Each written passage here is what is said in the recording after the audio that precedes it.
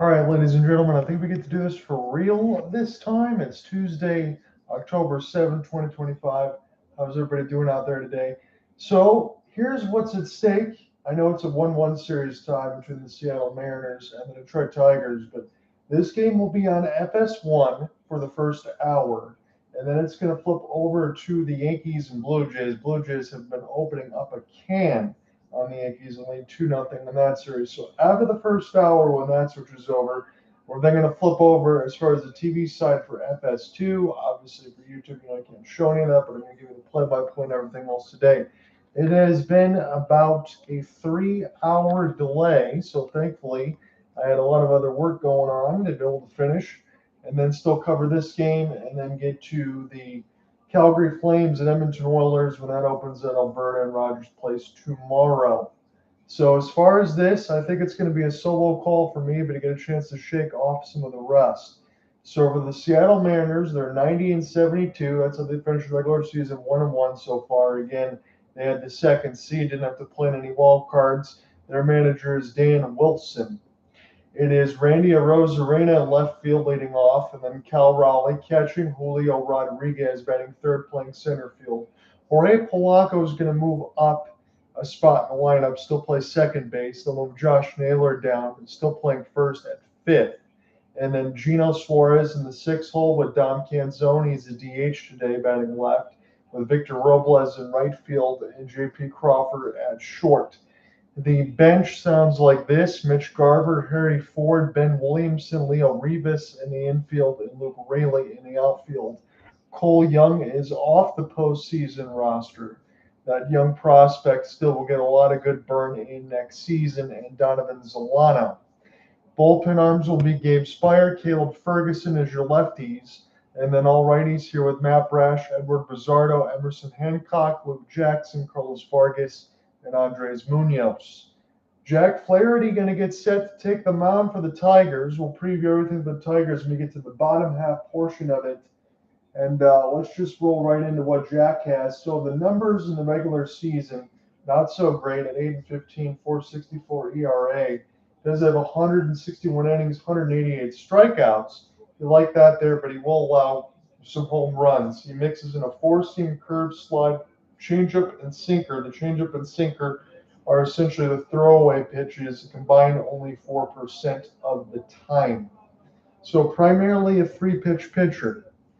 But even in my notes, as we were waiting for this game to start today, with a 4.64 ERA in a playoff situation where it was 2-5 in the record, and ERA over 5, I still believe that he can be an ace. Now, the Tigers did not win Game 2 with Tarek Skubal on the mound. It was a pair of 3-2 games that were split at T-Mobile Park. But if Flaherty goes out and throws strikes, challenges hitters, which is really hard to do against the Mariners lineup like this, I still think he can find some great success, and that is what he's going to have to stem toward. He likes to challenge when the fastball when he's right, and I still think that's what we should see today. Because if he kind of falls apart, yes, the Tigers still have one more game to be able to play at Comerica Park. And we'll talk more about the name change most likely in the future. If Cooper Hopkins does happen to join in, I'm not expecting today, but I'm expecting the Flames opener tomorrow. He'll be watching this one with bated breath. And AJ Hinch, he's sitting on career win 999, trying to get to 1,000 a day. So Randy gets set to dig in, and after about 3 hours and 15 minutes of a delay, the typical Seattle weather has reached Detroit. We will finally get a chance to play some baseball. So if I plan on doing the late game in between the Kings and Avs, that wouldn't even start till 10. This one probably finishes by 10. They waited for all the rain to pass before we started. First pitch will get fouled on the first base line. Baseball's underway, and 95 miles an hour will be sent straight back. So again, we're going to have to keep in mind, got about an hour's side before you got to flip over to FS2. If you have access to MLB Network, you can also get that there. When it comes to it, fastball on the inside black and make it 0-2 against Randy Arozarena. Pull up my notes here. As far as Randy, 160 regular season games played, 238 average. He is a cue shot. This one was going to be a tough play because it went off Flaherty's glove. And the umpires say that Arozarena is safe. Gleyber Torres couldn't get to it in time. If Flaherty didn't touch it, Arozarena would have been a dead duck at first. But AJ says, hold on a minute. We might want to put the headset on for the very first batter in this game, as if the delay wasn't long enough. So we might as well do it. And again, if AJ got this wrong, that would kind of kill the rest of your challengers all the way through. And he's going to go right through the first batter. And the ball looks like it was in the glove just a fraction before he stepped on the bag. So I think AJ is going to win this call, and the Tigers should. And it should be 1 up, 1 down to start the ball game. As we get a beautiful camera shot from the FS1 crew as his helmet was falling off as he was trying to get to the first base bag. That's about as good as it gets.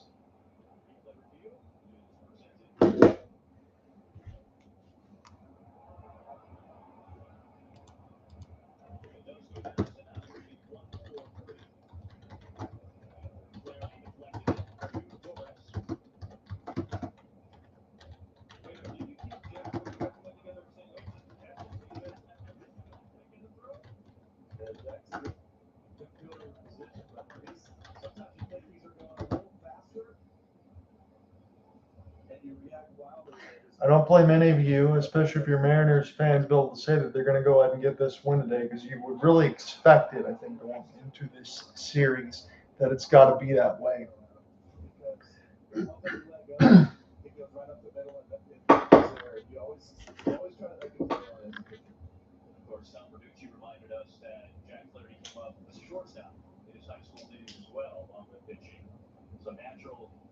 Defensive instincts, I would imagine, take over. Flaherty's reaction after he touched it, realized it was going to hit the ground. He's like, oh. That may go on the out. I don't know what else you can see. Great play. Alan Porter is our crew chief today.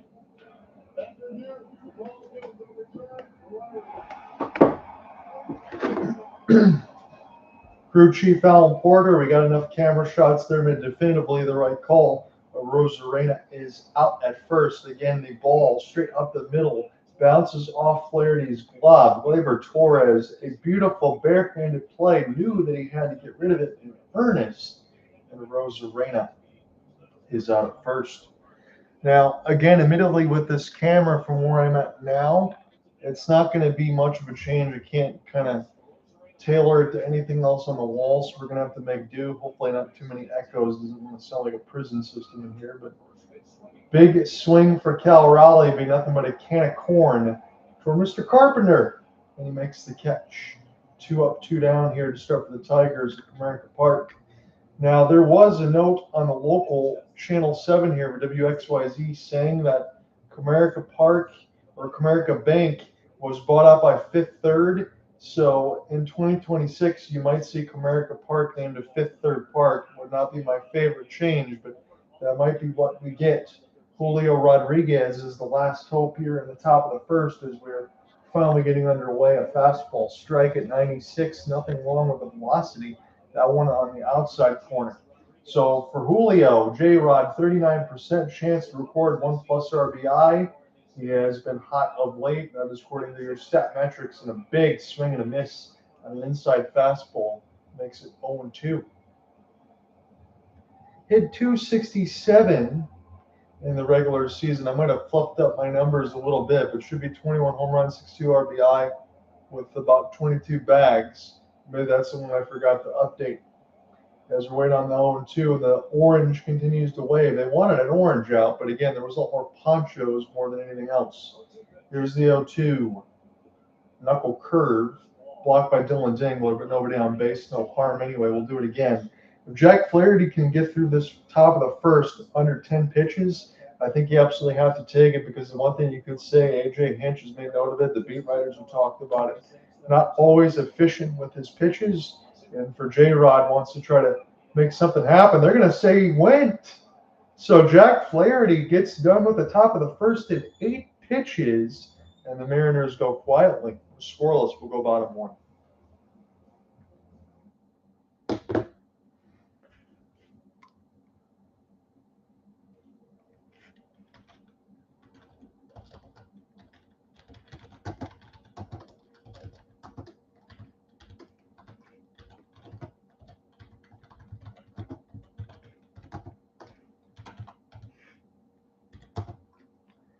been the first solo call for me in a while. I'm having to shake the rust out and getting everything else moved and put in order here. So I'm going to try to save the pipes as much as I can, but I will give you some NHL scoreboard updates or anything that goes across with the Blue Jays today. But on a Tuesday night, it's pretty much playoff baseball. Normally I would cover the NHL opener. I think I've done that over the last 3 years, but considering the Tigers are playing in the postseason, haven't had a chance to cover that in the wild card, considering we're going to jump to this today and then still do the Flames and Oilers. That's at about a 10 Eastern start tomorrow. So hopefully be back to regular streaming per usual.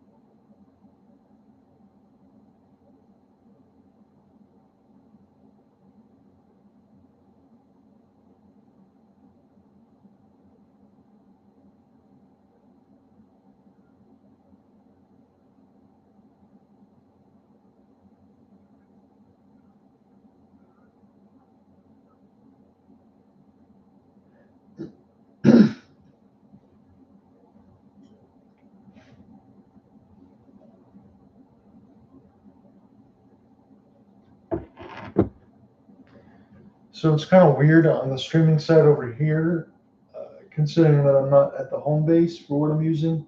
I don't get access to the commercials. I just get the blue screen until it starts.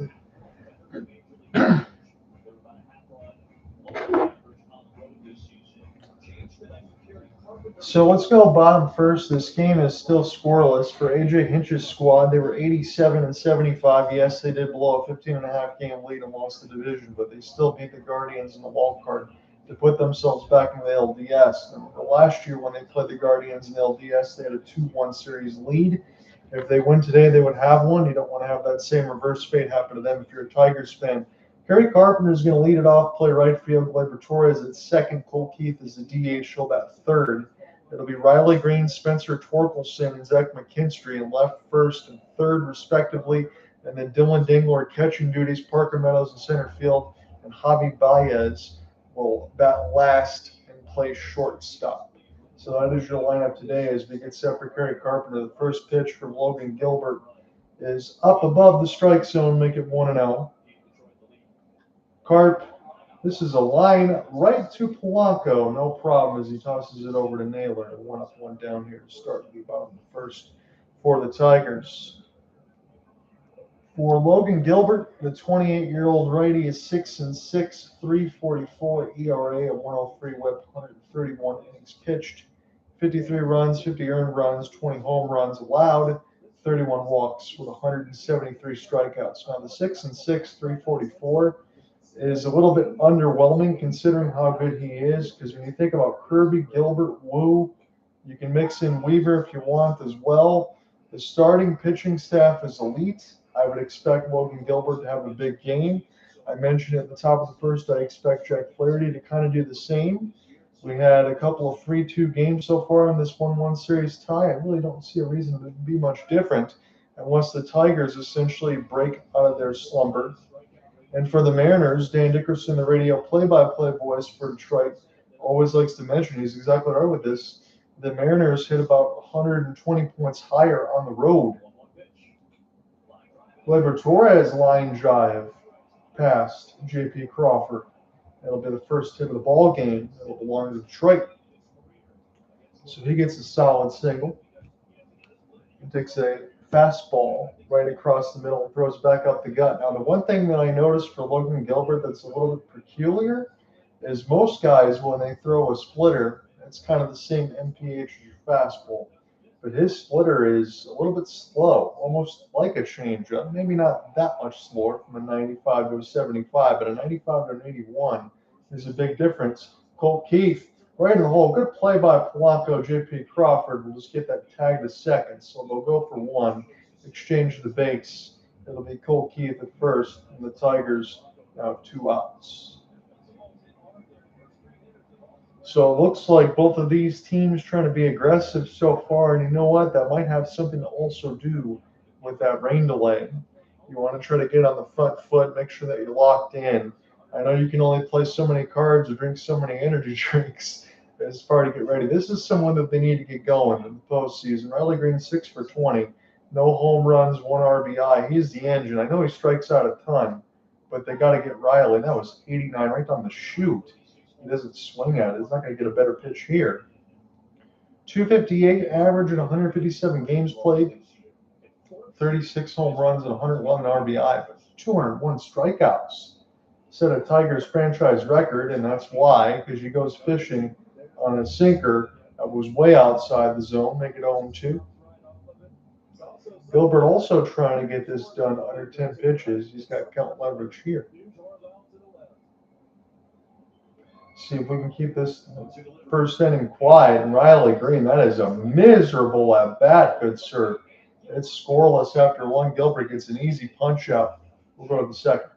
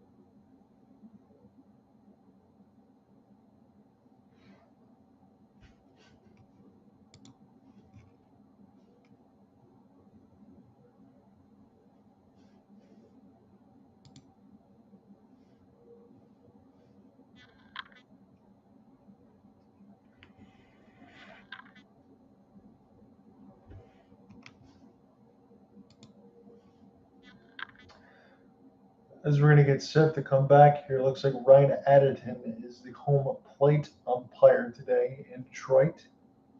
Again, after about 3 hour and 15-minute rain delay, we are now going to sit scoreless at the top of the second as the M's go back to the bat rack.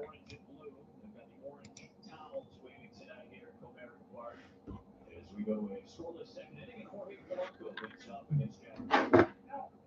Just missed the outside edge. Polanco, one of Seattle's heroes in Game 2. Flaherty's first fastball on the top of the second will miss just outside edge against Jorge Polanco, the former Minnesota Twin. He's really had an excellent year for the Mariners, considering his second time over now. You get a chance to get in that second season after coming over. That will help you greatly for sure. And for Polanco, let's get into his numbers. So as far as Jorge, 26 home runs, 78 RBI, 265 average. He wasn't always playing second base when they were using Cole Young, but now considering Cole is going to be off the roster, Jorge is going to get back to his usual position. He's pretty good at it anyway. And this is a knuckle curve and a beauty at Polanco's bat out front. make it 1-2. As Flaherty's trying to get the first out in the top of the second with 12 pitches or less. I appreciate you guys joining me in here. I know there'll be some bouncing out considering obviously you can't show the game, but like it is, be able to knock off some of the rest and get a couple streams in back-to-back days. This one on a changeup at 86, but it's way down the zone. As Polanco gets set to dig back in on a 2-2. So the orange out in the mix with the ponchos didn't quite get the memo because it's been that long of a delay. 96. What I like early here from Jack, the former St. Louis Cardinal, is he is standing true, challenging with his fastball and throwing strikes. He's got to be efficient. I think in between both of these bullpens, considering where it's been, both Dan Wilson and AJ Hinch would like to have their starters go as deep as possible. That's a gorgeous knuckle curve at 80. And all Polanco can find is air. One up, one down for Flaherty, courtesy of the punch out. Josh Naylor will be next to the 5th spot in the order. 147 games for the former Guardian, who still wants all the smoke. That is his moniker. 289 average, 20 bombs, 92 RBI with 48 walks, 83 strikeouts, and 30 stolen bases in the regular season. Now, when you think of Josh Naylor, he doesn't necessarily have piano on the back speed, but he's not elite, but his instincts are legit. He credits his parents for that and a lot of game film. Wherever he's done his work for him. It's 88 fouled straight back, and I'll make it 1-1.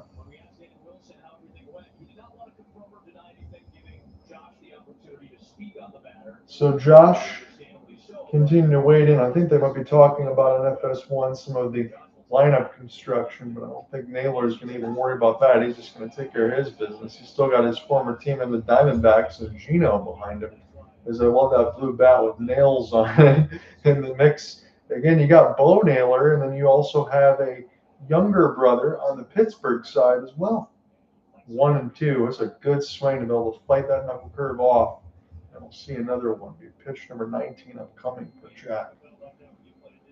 Got a ton of power as well. This is always a bat that you would fear, as he's getting a lot of camera time on that a more bedazzled belt buckle as well. So he's got all the sorts of colors of the deep there, as this one is foul. It took Dylan Dingler off the crouch, but we're still going to have to keep it alive here. I got a piece of the home plate umpire, but it looks no worse for wear. So Jack will get some more of his signals and get settled again. Again, we're expecting a pitcher's duel matchup throughout all of this. What I'm really wondering, we're not going to have any rain or anything else to deal with tomorrow. Again, I won't be covering tomorrow's game. But Casey Mize, there's going to be a lot going on for him. But we'll have to see if that will work out if you're a Detroit fan. Because it was kind of interesting that AJ Hinch would go to Jack today and not save him for tomorrow. But I think you have that thing in there in the mix of Gilbert, hoping that one of these guys are going to be able to get the job done. Jack Flaherty has been a big game pitcher before, despite not having the greatest record in the postseason as you profile with an ERA over 5. But this is big for him to be able to get the job done today if he can. So after that delay in behind the plates, here's another 1-2. 96, and we'll keep it going again. You will see a 7th pitch. Still 1-2 count against Josh Naylor. Either way, Gino Suarez, the former Tiger, essentially, I know it's only been a cup of coffee, but I still wish he was here. 88, another great at-bat for Naylor. He's doing what he's got to do right now to drive up that pitch count. Again, as we mentioned, going into this series so far, in a pair of 3-2 wins for both teams. These bullpens are a little beat up, so at-bats like this for Naylor should carry over. 81 on a knuckle curve. Nothing to think about for Naylor. 2s are wild. Pitch count 22, and it's a 2-2 count in the second.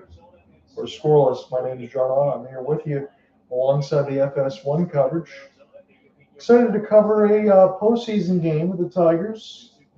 Don't get to do that very often. They made the postseason for 2 straight years. It seems like decades since that happened, and 84 since they last won it all. but this is a matchup that's going to be as difficult as all get out for them. Mixing in a slider, knuckle curve, and four seam. Can't get Naylor away. Pitch 24. Inside toward the hands, he fights it off. Excellent at bat, especially if you're a Mariners fan, as Naylor continues to provide the punishment. This will be pitch number 10. This is the beauty of playoff baseball. When you get matchups like these, you got good pitchers against the good hitters, and you want to see who blinks first. Flaherty can afford to blink right now because there's one up in the top of the second, but doesn't want to give in.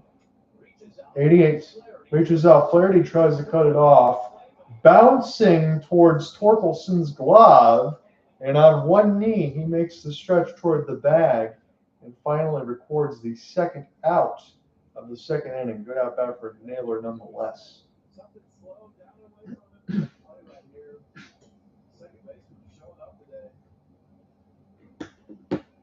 He was showing us at the plate, he had a great ability to cover that ball down and get it. He was pulling that foul, so you get him a little bit leaning out of the plate. That's a ground ball to second.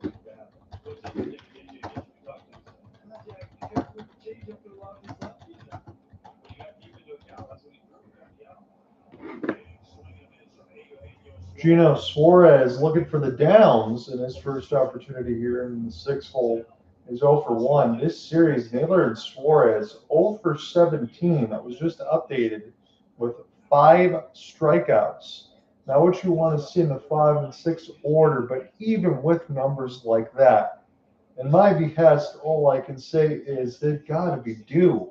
I just don't think that can continue across any of it. And it certainly wouldn't be able to continue for the Mariners if they want to push forward into this postseason. They're going to need to get some production there, but I have to think that it's too good to fail. I'd like to know Cooper Hopkins' thoughts on that, if we ever can talk about that, maybe even as soon as tomorrow, if he doesn't join in today. 2-1 on a fastball, way down low, nothing to think about. And Gino's got count leverage, 3-1. 6 for 25 against Flaherty, 3 home runs and 12 Ks. Pretty good sample size. 3-1 half-hearted cut at a knuckle curve, nowhere close. And Jack still at his 30 pitch leverage would be 15 average. It was just Naylor that drove it up. As the crowd's starting to get loud again, urge Jack to get this done quickly. Here's the 3-2. And he lays off the changeup. Suarez draws his walk. And that will keep things going for the Tridents. Dom Canzone's the DH now. I seen the former Arizona Diamondbacks prospect as a pretty good one for the Mariners because in 82 games he had a 300 average. He's the DH now again because Cole Young rostered Dom Canzone, switched over to DH, and you put Polanco back at second. 0 for 4 in this series so far, but 11 bombs, 32 RBI, and 840 LPS. Couldn't really ask for more for Canzone. 93 and a challenge fastball below the belt. Gets the call, 1-1. Dylan Dingler and Cal Raleigh are the only two catchers that have not allowed a pass ball during the entire year. 80 on a knuckle curve in Canzone, falls it on the third base line. Make it 1-2. So you got elite defensive catchers back there. And for Cal, with over his 60 bombs, is in MVP consideration, if not for Aaron Judge, but definitely amongst the Seattle Mariners faithful, as he should be. 1-2 is the count against Dom. Fouled away at 94 down that same side of the left field line, and we'll do it again. Jack Flaherty's pitch count starting to climb. No efforts in the thanks of Naylor. And this will be pitch number 36. Still trying to get spotless through 2. 86 on a slider. Nothing to think about. Make it 2-2. Not a pitch you throw as very often. Just 2% of the time. That on the right side of the box. 2-2 pitch. Jack gets the sign from Dylan.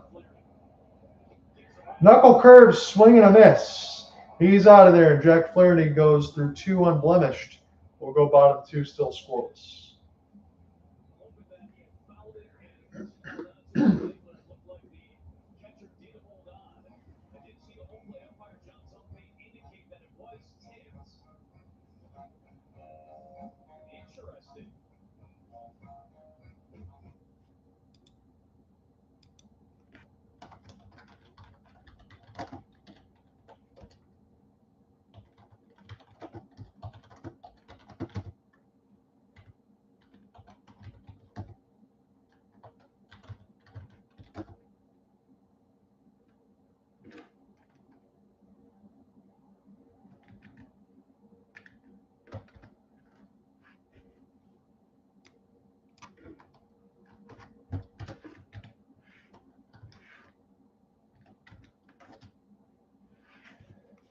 So we're still quiet here as we're going to get set after these commercials to go to the bottom of the second inning.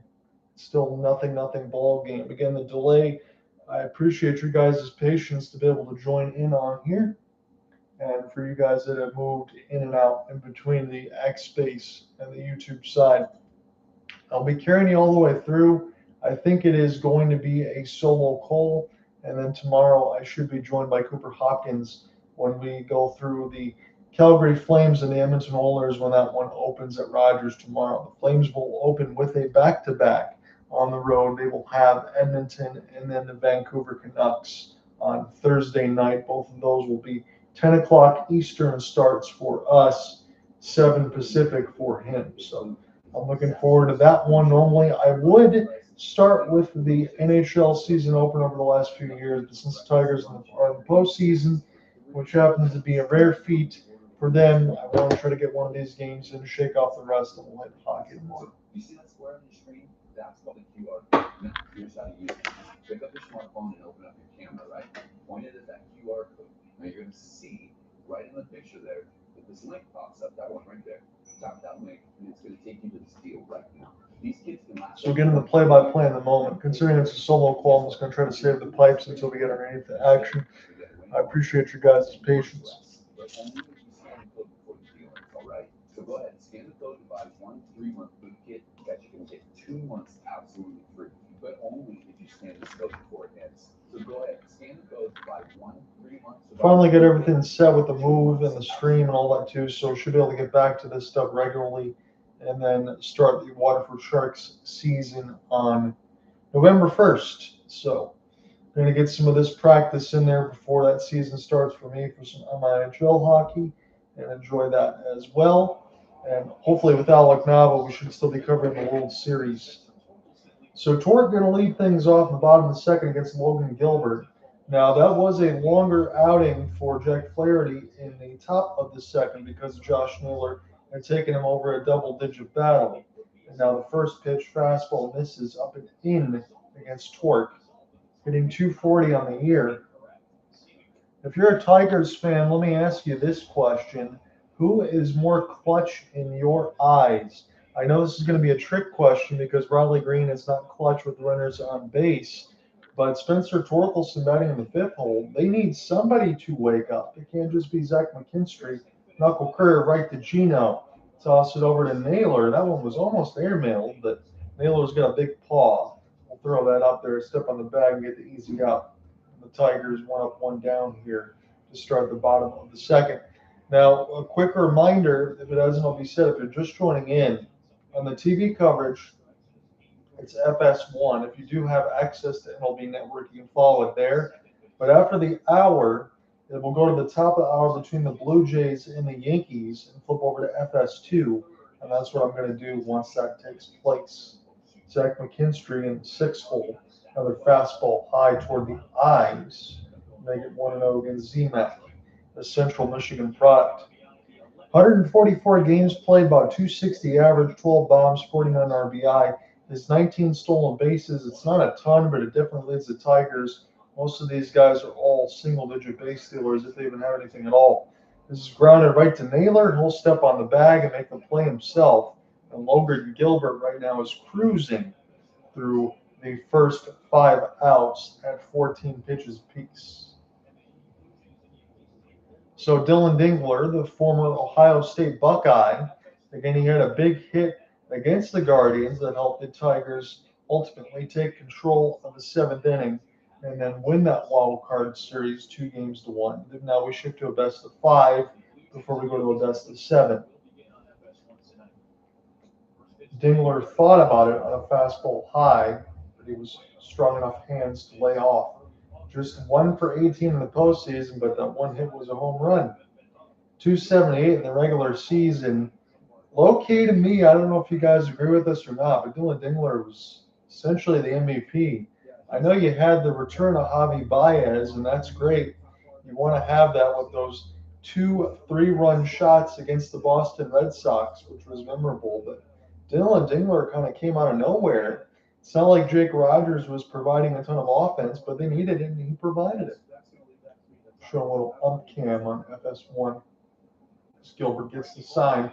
This is a breaking ball that's looped past Polanco, and Arozarena will play the role, and Dylan Dingler has a solid single. So it'll be up to Parker Meadows now with 2 outs. Little slight adjustment in the lineup change for AJ Hinch moves Parker Meadows to 8th and shifts Javi to 9th before the lineup rolls over. But they would both have to get a hit before that would happen, as there's 2 outs with a runner on first. Tigers have a pair of hits to start this game, one in the first with Gleyber Torres and now with Dylan. Gleyber Torres will probably be the guy that'll be the odd man out. He's had the prove-it deal, and he's made the All-Star team. He pretty much did what he was supposed to do. Unless Chris Ilitch takes enough of those Little Caesars pizzas, I don't think they're getting Gleyber Torres back next year, and who's replacing him in the lineup? Tigers do have a good prospect pool, but it's certainly going to hurt to lose him. Big wave and a miss on an off-speed pitch. That was the splitter. They get 1-1. Parker Meadows is not the guy that he was last year when the Tigers made that 0.1%, essentially maybe 0.5 run to the playoffs. If Parker Meadows can be unlocked there and use his legs and get some timely hits, that would kind of transform this Tigers offense that has essentially been dead since after the All-Star break, before they got slugfest by the Mariners at Comerica, where they are now today. 2-1. That is a gorgeous splitter. It was right there, but Parker Meadows does not swing at it. They get 2-2 as it hit the belt. A little bit frozen there. 215 average for Parker. Again, Austin Meadows with the vertigo and all that stuff. He was only here for 1 year sharing with his brother, but they never put on the same field together. Does not offer at the curve, making a full count. With 2 outs, the runner will be on the move. That's Dylan Dingler.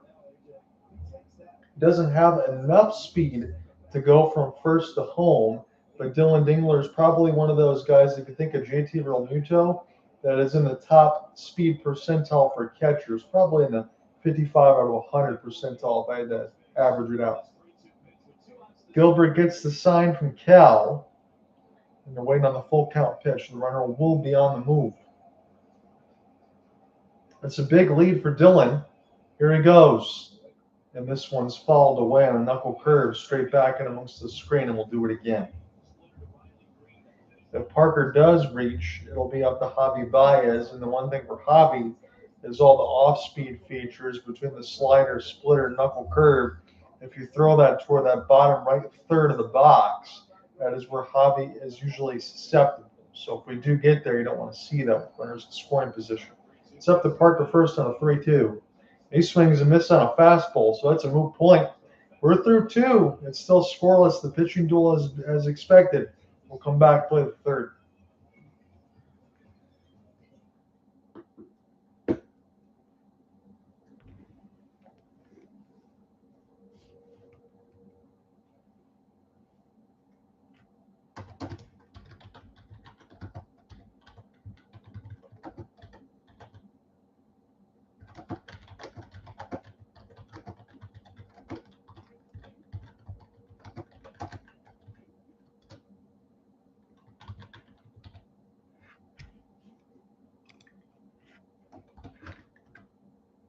Again, full coverage is going to follow as usual at hopelesssportsguide.wordpress.com.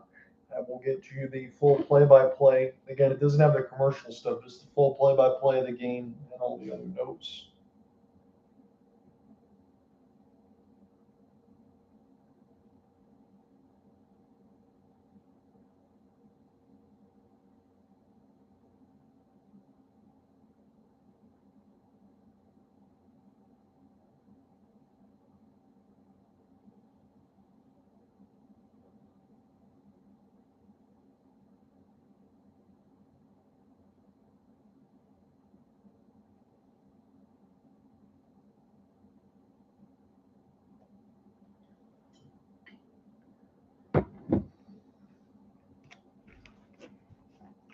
Let's hit you with some NHL scores. We got a triple header on the way. It is Florida up 3-2 against the Chicago Blackhawks. Now, what I saw before preparation of the game, as ESPN, I'm looking on the computer side, is a little bit different of a box look. It is Jesper Boquist with the latest at the 940 mark for the U of M men, Mackie Samoskevich and Evan Rodriguez. So I was going to mention that Evan Rodriguez went to the dressing room after taking a puck toward the inside of his thigh, where he had to limped off going to the dressing room, probably went numb, but he did get a latest assist there, so he is back on the ice. Teuvo Teravainen and another U of M man, Frank Nazar, also got a couple of goals. Carter Verhaeghe and AJ Greer, also the other ones in the first period. Sergei Bobrovsky, 14 of 16. Spencer Knight's been a busy man. He's been really good, all things considered. 31 of 34. Again, keep in mind, Alex Barkov's going to miss the entire regular season, most likely. And Matthew Tkachuk is going to be out until the Olympic break. That would put it around January. So, can't afford to have many more injuries if you are the Panthers. We'll talk more hockey tomorrow when I'm alongside Cooper Hopkins. But that's just something to keep in mind for the Panthers as they try to go for a three-peat.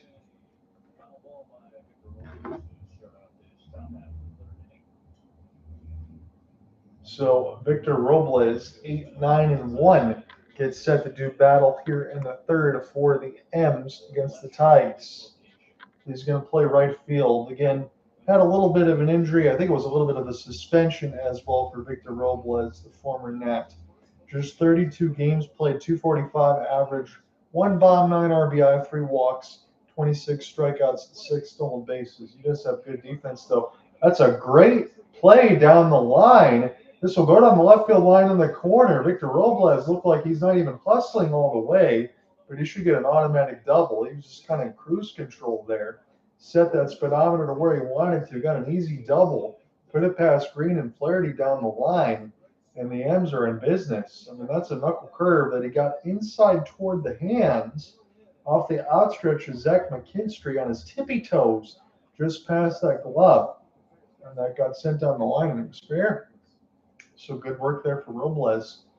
Got to be able to cash this one in.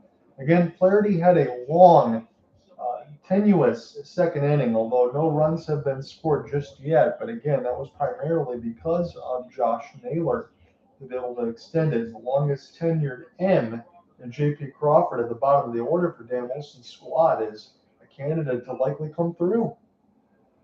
This one sprayed foul, hammered on an off-speed pitch. So it looks like Seattle's starting to time these breaking balls. Got to be careful there and mix some of that in. When Flaherty was at his best, as he said, even with an ERA over 5 in the playoffs, he challenges with that fastball. Pitch number 43.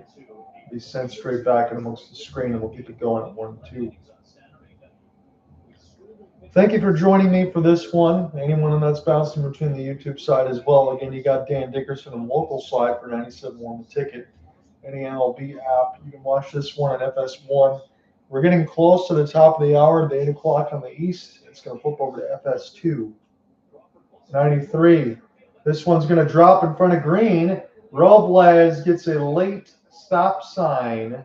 Is this what gets through Diegler's legs? Here's the throw. He is safe. What was happening there for the Tigers? Looks like they might have cost themselves a run. AJ Hinch says, wait a minute. They're going to put the headset on. So Robles got the stop sign at third. And then that throw in, I want to say essentially nutmeg Dylan Dingler. And here is the tag. Did the foot get in? I think the foot's in before the tag. And AJ Hinch is going to lose his challenge. We'll see what the definitive call is. The first look that we get from the FS1 camera shots is JP Crawford bloops this in front of Riley Green. The throw is airmailed, and Dylan Dingler doesn't get the glove down. And Robles jumps in to try to slide it. I think he's safe. That was not a good throw for Riley Green, but that was even worse for Dylan Dingler. That was so nonchalant, and it looks like it's going to cost the Tigers a run. We'll get you the definitive call when we get it, but that's just my first outlook for the play-by-play for you.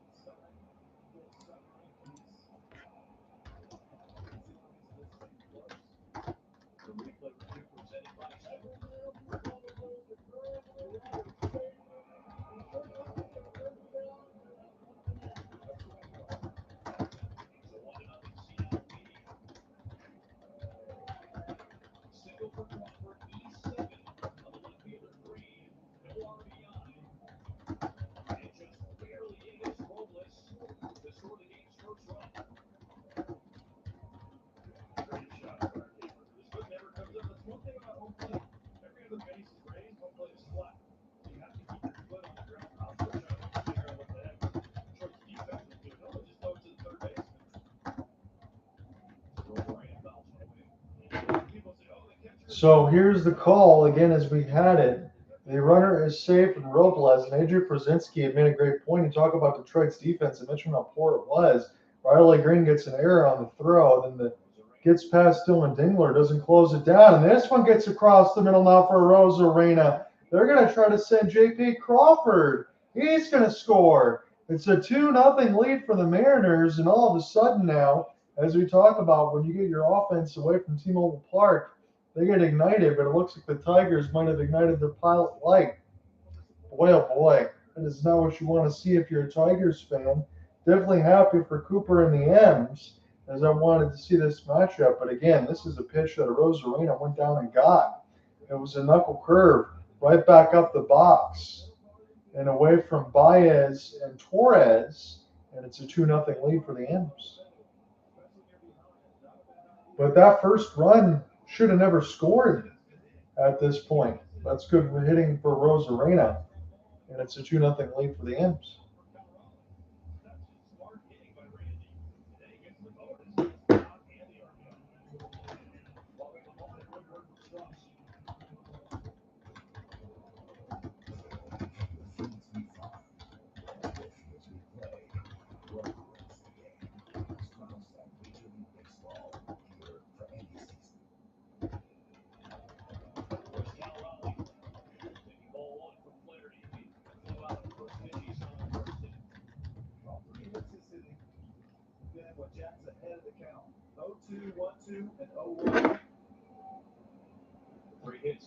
So Jack Flaherty is going to have to lock in here. There's still no outs in the top of the third, and Seattle has already plated 2.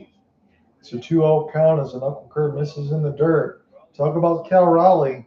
He's got over 60 home runs, and he could absolutely blow this game wide open. Count leverage, does not swing on a changeup. Cal stays patient.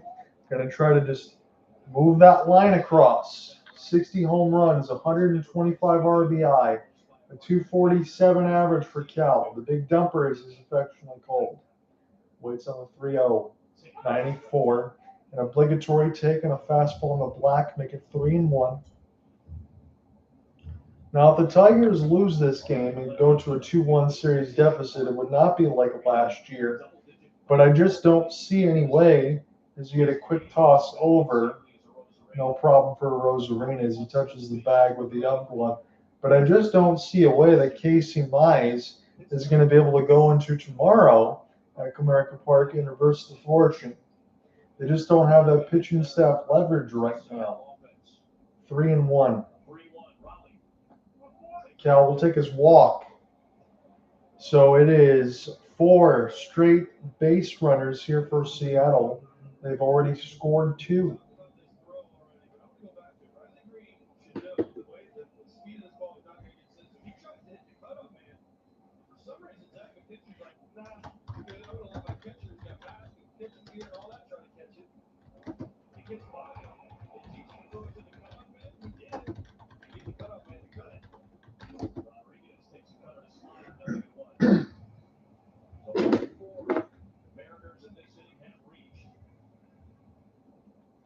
Cal Raleigh walks, and Julio Rodriguez cuts and misses on an off-speed pitch.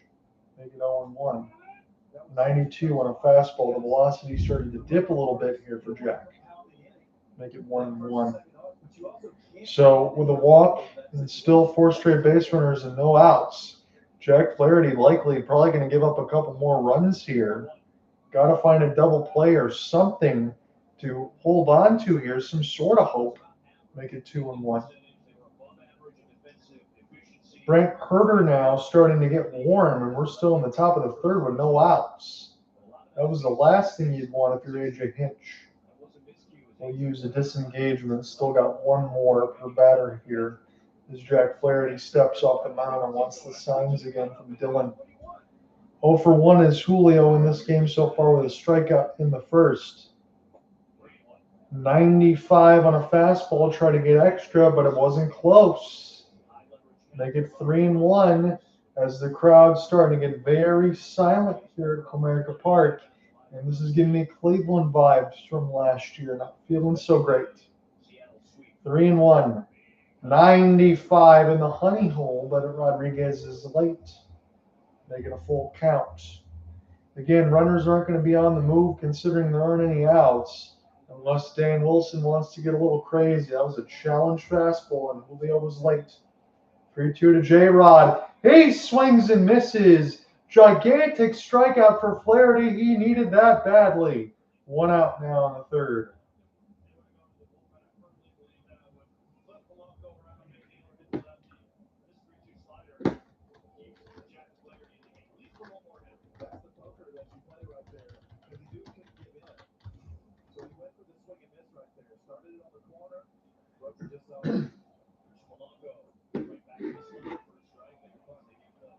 That knuckle curve at 81 is on the bottom black, making 0-1 against Polanco. That's a gigantic strikeout against Rodriguez, his 2nd of the game, but the job's not finished here.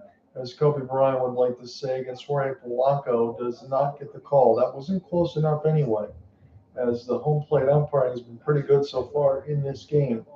It's a 1-1 count against Polanco. Jack's about to throw pitch number 60, and he's only recorded 7 outs. 93. That one was a little better. Make it 1-2. Against the former Minnesota Twin, he calls and asks for time, as he's allowed to do. Seattle has drawn first blood on the scoreboard here. They lead 2-0 at Comerica Park in downtown Detroit. John, here with you on this call. We're watching this one on FS1 of the ALDS. It's a 1-1 series tie. Seattle trying to change that. Another knuckle curve, not close. Make it 2-2. Big chew on that gum and some sunflower seeds as well. Is that Mr. Nava here? And on the listening side, I'll get him in here. And a swing and miss for Jack. 2 straight punch outs after the first 4 had reached. It is 2 down. Whether you're listening in or the co-host side, it'll be just good to hear your voice again. I know in between me, you, and Cooper, there is a little bit of leverage between these two. It'd be bittersweet if I see the Tigers lose again for 2 straight years, but I knew that this Seattle matchup was going to be a challenge. Josh Naylor! Here's a big swing, but this will stay in the ballpark as Parker Meadows gets chased towards the wall. Seattle scores twice. It ends the 3rd. We'll step aside. Alec, how are you doing? It's been tough. It's been tough for my family and I because earlier today, and I know it's good to be back on the call of you, John, but earlier today, it's one of the most heartbreaking decisions that we've had to take because we had to put our cat to sleep. Oh boy, that's never easy to do with pets. I apologize. It's really hard to hear. That's not fun. It's not, but he lived a long, happy life. He was 16. Wow. Yeah. Yeah. Well, now he can run freely on the next life. Absolutely. That's what it's all about. In 16 years, that's you blessed out, like honestly, because most of the time with pets, you really don't get that long. Yeah, but you enjoy the time when you can, when you have pets. Yeah, absolutely. I mean, now let me put this in perspective for me. I know a completely different situation, but I finally got moved in here with Lauren in the condo, so I'm hoping that my voice doesn't echo too much throughout this room. But I should be able to get a little more streaming and stuff and get things back into an ordinary schedule. I see that you are working tomorrow. You're going to be covering the Golden Knights game with Mitch Marner's debut. But that's going to be a fun one. Marner getting his biggest debut with potential new line mate Jack Eichel. There's a possibility that the Vegas could put the two together. Maybe they could split them up. All sorts of decisions that Bruce Cassidy can make. The decisions are endless. Yeah, it is. And again, I think that's pretty obvious in between the moves from the free agency frenzy and all that. But when you get somebody like Mitch Marner, I know they're going to lose Alex Pietrangelo and likely, as we talked about, probably won't play again. But you get somebody like Marner, and you think the Golden Knights are really right back to possibly a top 4 team in the playoffs.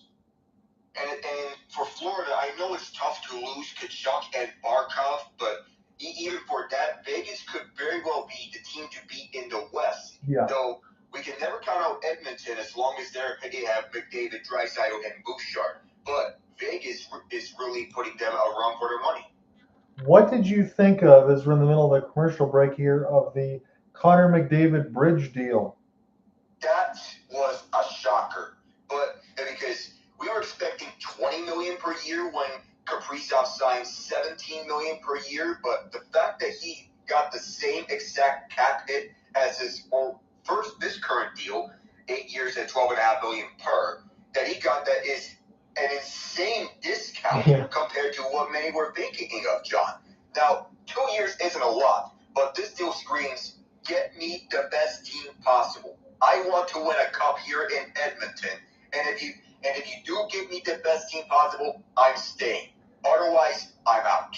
I agree with you, Alec. That's exactly what it says to me. I was shocked alongside you. I think for Minnesota, there is no blame for Philip Gustafson or Kirill Kaprizov. They need their guys, but not many people like McDavid, for as good as he is, would take that type of discount. But he's showing brand loyalty, and the organization really owes it to him. They got to win. Yeah, they do. We're back here. So Javi Baez, waiting on the 1-1. Hopefully I don't have too much of a delay. I'll take the third, and then if you want to mix it in or just listen however you want to, we can figure this out. It's good to be able to hear your voice again. As the year of Javi, again, one of my favorite moments was those 2 3-run bombs that he had against the Red Sox. But Detroit just needs offense. I mean, that's been the story of the season since the All-Star break, as this 91 will get followed straight back and make it 1-2. Now, I haven't been watching this game alongside the NHL opening night, but I was impressed by Chicago despite the loss to the Panthers. You have to be. I think that there's a lot of good prospects there, as we talked about, Alec. And I like their team.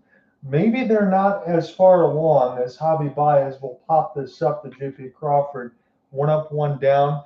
They're probably not as far as long as the San Jose Sharks of what they want to be as their top lines. Maybe not. But I like what the Blackhawks have, and I like what the Sharks have. Yeah, Chicago's the youngest blue line in the entire NHL. You have guys like Alex Vlasic, Sam Rizzo, and Artem Levshunov on that blue line. You want to have confidence on the kids to play to their full abilities. And Levshunov has excelled wherever he's gone at. NCAA, NHL, wherever. He's been a standout. And Connor Bedard, he needs to find the back of the net. He has all his tools with him, but he needs to finish. Is it more so, again, I know getting your feet wet in the NHL, Alec, obviously, but getting him some consistent line mates that he feels comfortable with, or is it really just all on Bedard? Well, Donato's been his best line mate so far, as to say the least. And these two have remarkable chemistry with one another. You boost that top line of Andre Burakovsky, well, we'll see what Burakovsky has with him. He is good, but he has missed a lot of time to injury. Yeah, he didn't have the same season that he would have liked as a member of the Kraken. I hope that he can pick that up and look more like his former ab with the Blackhawks. Yeah. Waiting on the 1-1 pitch here for Kerry Bonds, Kerry Carpenter, see if he can break through again. Big splitter. Had Carpenter out in front, make it 1-2, but he is the one guy in this Tigers lineup. We talked about their struggles. He is the one guy that can absolutely change the game with one swing of the bat. Yeah, I remember that his home run on George Kirby for some amazing reason he seems to have owned George Kirby career-wise. How do you have 5 hits and all of them be tanks? Beats us. 252 average with 26 home runs, 62 RBI. He does have 106 strikeouts. Detroit's very susceptible to the strikeout. As AJ Hinch is sitting on managerial win 999, this is a splitter way outside and nothing to think about for Carpenter. It's a full count. So now Kerry Carpenter has decisions to make, so he has to pay attention to the pitch, because next thing you know, there could be something in which it could break it open. Who knows? Waiting on the 3-2. Big swing and a miss on a slider. The off-speed got him, and Logan Gilbert's starting to lock in. He's looking good. Logan Gilbert, third most wins out of Stetson University behind Jacob deGrom and Corey Kluber. So I know Stetson's not a really well-known college, but pitchers from Stetson do tend to dominate when they do thrive at their best. Kluber, deGrom, and now we're seeing it with Gilbert. Yeah, we did get that, and I'm going across now. It looks like they're giving us the sign for FS2.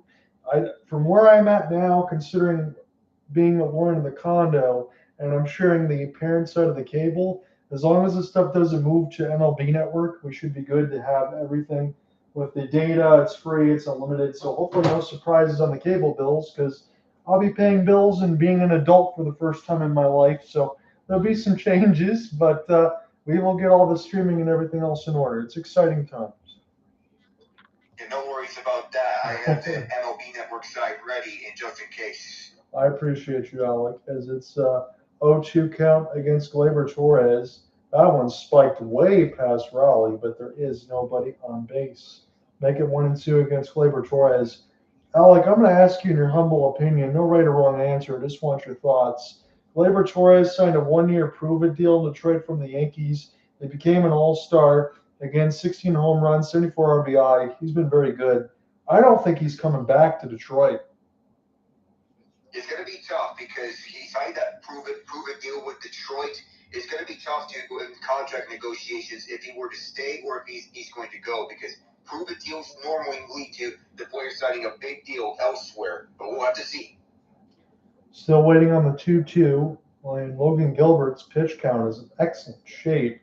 He's got the first 8 outs of the ball game with 38 pitches, just a couple of singles. Torres had one of them. This one is hit pretty hard to Arozarena. He didn't take a great run on it, and Gleyber Torres going to be able to watch this one go to the wall. He will coast in for a double. Oh, Gleyber Torres, one of those big all-star hitters that he can show power onto him. And this one lined up over to left center, put it well enough so that it can go all the way back towards the wall. And Arozarena didn't have a good look on it because this one was over towards his left. Yes, it was. It was kind of just cutting away from him. That was a good call by you, Alec. And really all he could hope to do was play it across the wall. Again, I mentioned it from a local side before he came in. Comerica Park, I think, for Comerica Bank specifically, was bought by Fifth Third. I think they're going to be changing the name of the ballpark next year, but Fifth Third Park really doesn't roll off the tongue. So hopefully that can hold off for a little bit more as Cole Keith gets set to dig in. And what I noticed from AJ Hinch is that he decided to switch Carpenter and Torres in the order. Yes, he did. And again, you have Parker Meadows and Javi Baez flip-flop their spots. I just get a little worried. I know it's a little tiresome as a Tigers fan, but anytime there's runners on base, if they do get to Riley Green, He just doesn't seem to come through. Cole Keith's still young enough at 24. He's moved to 3 spot as a DH. This is an important at bat for him. He's got to take advantage of it. It has to, as a DH. So 1-0. Here was a meeting on the mound in between Cal Raleigh, as Cole Keith will get set to dig back in. Still can't believe that Cal was able to sit with 60 bombs this year. Story of this postseason, 10 for 52 with runners in scoring position and just an atrocious 44 left on base. They just can't score runs when it matters. They get guys out, but they can't bring them home.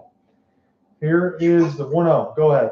Yeah, you put runners on base, but you're going to have a hard time scoring if you can't come through with the run when you are struggling to get runners to come home on the bases. Now, the Cleveland series was a swing series, and a lot of the Tigers said that how much of a reset getting to the postseason was. And in a way, it was a reset mentally in that Cleveland series.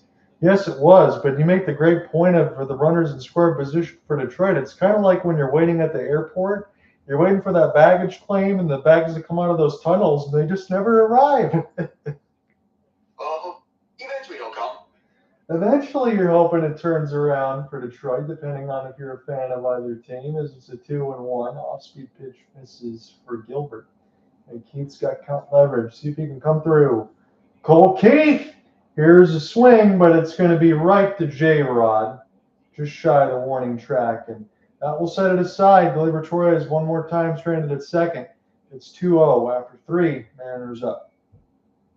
So now, with the Mariners up at 2-0 here after 3 innings, the strategy becomes interesting heading into the 4th inning. They did get the 2 runs with Victor Robles just beating out the tag on a broken play. And Robles just slid his heel right onto the home plate. That was close, though. It was close. And again, I don't know if you just joined it or you just saw it, Alec, but that throw from Riley Green was not very good from left field. And Zach McKinstry appeared at third to not cut it off. He wanted to give it to Dylan Dingler, and the ball went through his legs. That was one of the wackiest plays ever, John. Yeah, it's just not what you want to see this time of year. You got to be able to play sound defense, and you can't allow the Mariners to score essentially on a broken play, as you called it. But that is what we have, and that is why the Mariners have a 2-0 lead. As we're going to get set to go to the 4th. And meanwhile, we got Harrison Brunicky making his NHL debut for the Pittsburgh Penguins as they travel to New York to face the Rangers soon. And I don't have all the names in front of me for the Pens, but didn't the recent, I believe, number 11 draft pick for the Pittsburgh also make the team? Yeah, Ben Kendall. Yeah, he also made the team. And I was surprised when Kendall was taken 11th overall because I was hoping for one of the other players like Eklund. That was the guy who I wanted on Pittsburgh. Instead, he fell to 16 and got taken by the New York Islanders, who, in my opinion, were the biggest winners of the draft. But Kendall was a big shock at 11th overall. But if Kyle Dubas really believes in him, well, let's give him a shot. What do you make of Sidney Crosby, Evgeny Malkin, and Chris Letang entering their 20th season together? That is something that we might not see in a while for a long time, because these 3 are very accomplished with the Penguins. We know what they've done, but man, it feels like we're living the last years off of this trio together as Penguins. It just feels strange that Mike Sullivan's no longer the head coach of this team and that he's the head coach of the Rangers now. But a fresh start's what's needed for both parties, Sullivan and the Pens. How long do you think before the Pittsburgh Penguins start to get out of their rebuild, would you say? Well, I don't know. It might be until we'll see how we do. After Crosby retires, then probably that's when I start the clock from over there. From now, okay. I'll say about at least half a decade from now. It was when the rebuild full can go on its process. Then I'll say, let's give it 7 years-ish. Interesting that you say that because I'm still waiting. I mean, the Red Wings side appears to be done from where these are, but that's how long it's kind of taken for them. Gino, see you later to left field, 3-0. When Seattle got him back at the deadline and reunited him with Josh Naylor, who he was teammates with in Arizona, the goal was to continue the hard-hitting prowess and the power that both of them show.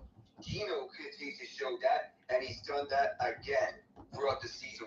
Quietly one of the best hitters on the year all season long. Absolutely. In those years where they pushed the postseason, they want to make it back here. Though it was curious when they sent down Gabriel Perot to the AHL. And that has some question marks with the decisions that Mike Sullivan makes. Yeah, I was pretty interested when I heard. I saw Gabe Perot got sent down because I think it's only a matter of time. Maybe you give him some AHL seasoning and throw him back up. Yeah, it's an AHL seasoning with the Hartford Wolfpack before he comes back to the Rangers. Says we're back here, top of the fourth. And left line for Canely, Mr. Changeup. And at this point, we can assume that he's throwing the changeup unless otherwise.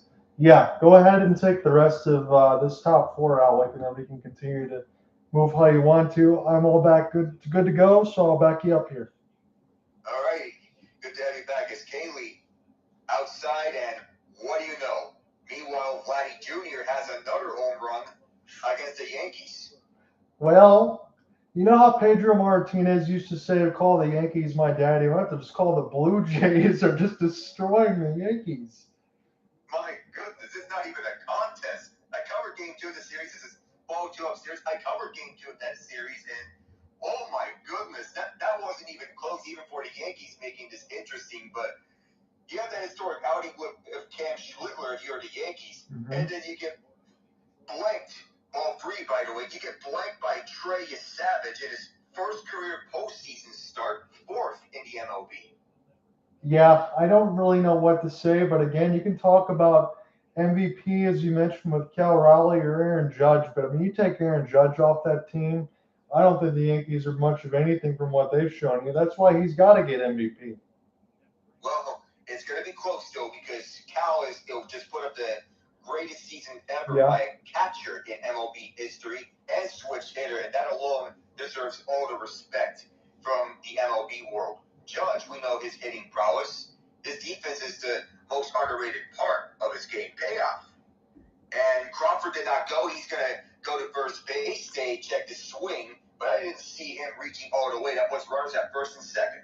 Nope. In this bottom part of the order here for the M's, kind of extending things out, we know Dan Wilson's got a lot that he was able to work with here as Randy Arozarena looks at ball one.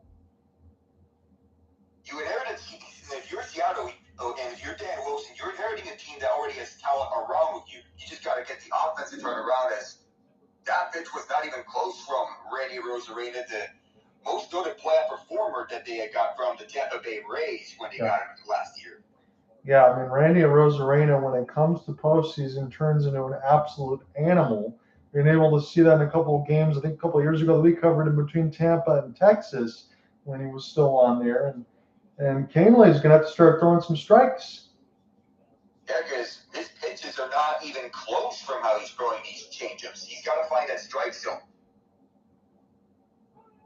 And one of the big reasons why Canely sticks around is because many batters have a hard time batting against his changeup. Talk about Arozarena's numbers. How about this? Highest postseason on base plus slugging, 1,054. He's on the same list as Babe Ruth and Lou Gehrig. That's got to be amazing for him to be on that list. That's elite company to have. And although he takes strike one, another guy on this list, Lenny Dykstra, 1.094 OPS in the postseason. 2-1, and a swing and a miss on the fastball. Wow, that's you. Yeah, what was it, Alec, when we last covered with Canely? It was about 65 straight changeups. When you see a fastball, you just can't be ready for it.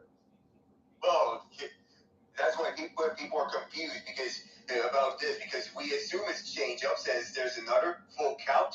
We just assume it's going to be a changeup unless noted otherwise. He quietly has that fastball for reserve situations to catch others by a surprise, and that time he did.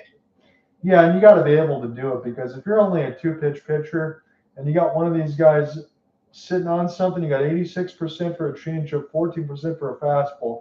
If you can't mix in something else, you're just going to get hit around.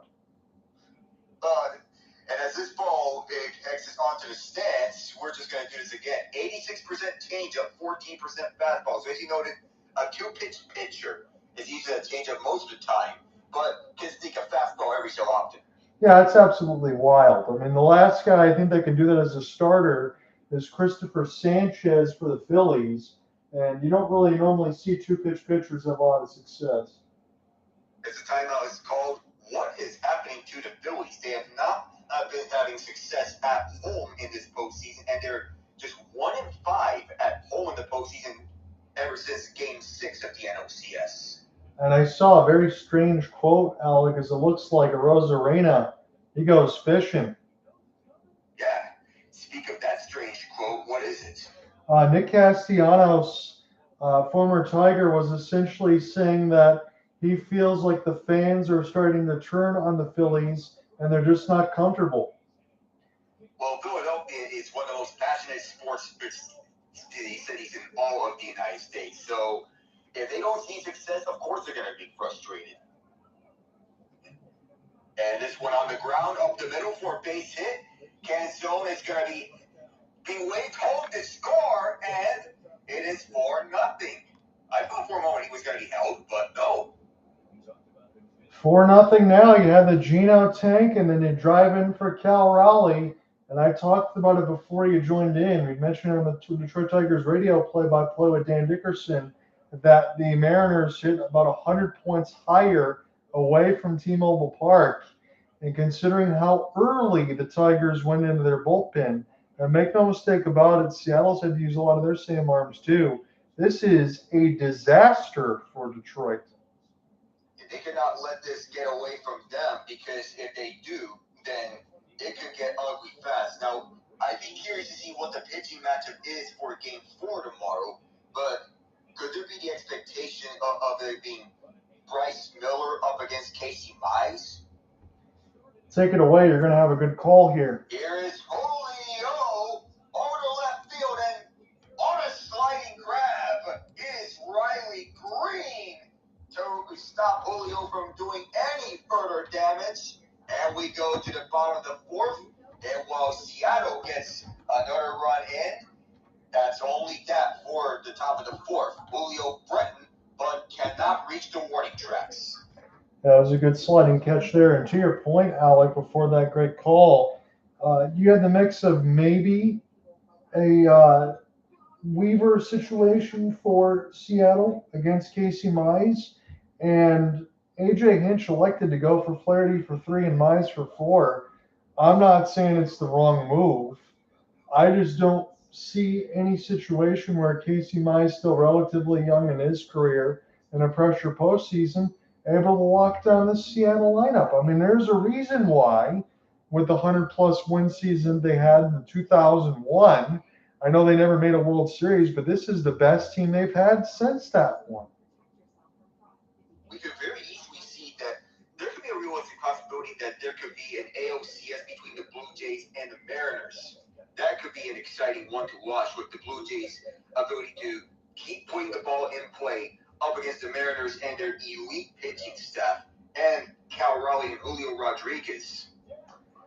I think I probably have the wrong call, and I'm not saying the Blue Jays are the Washington Capitals of last year, because you can't say that when they're bombing the Yankees as they've been, but you got to give them full marks, Alec, for one thing, and one thing in particular.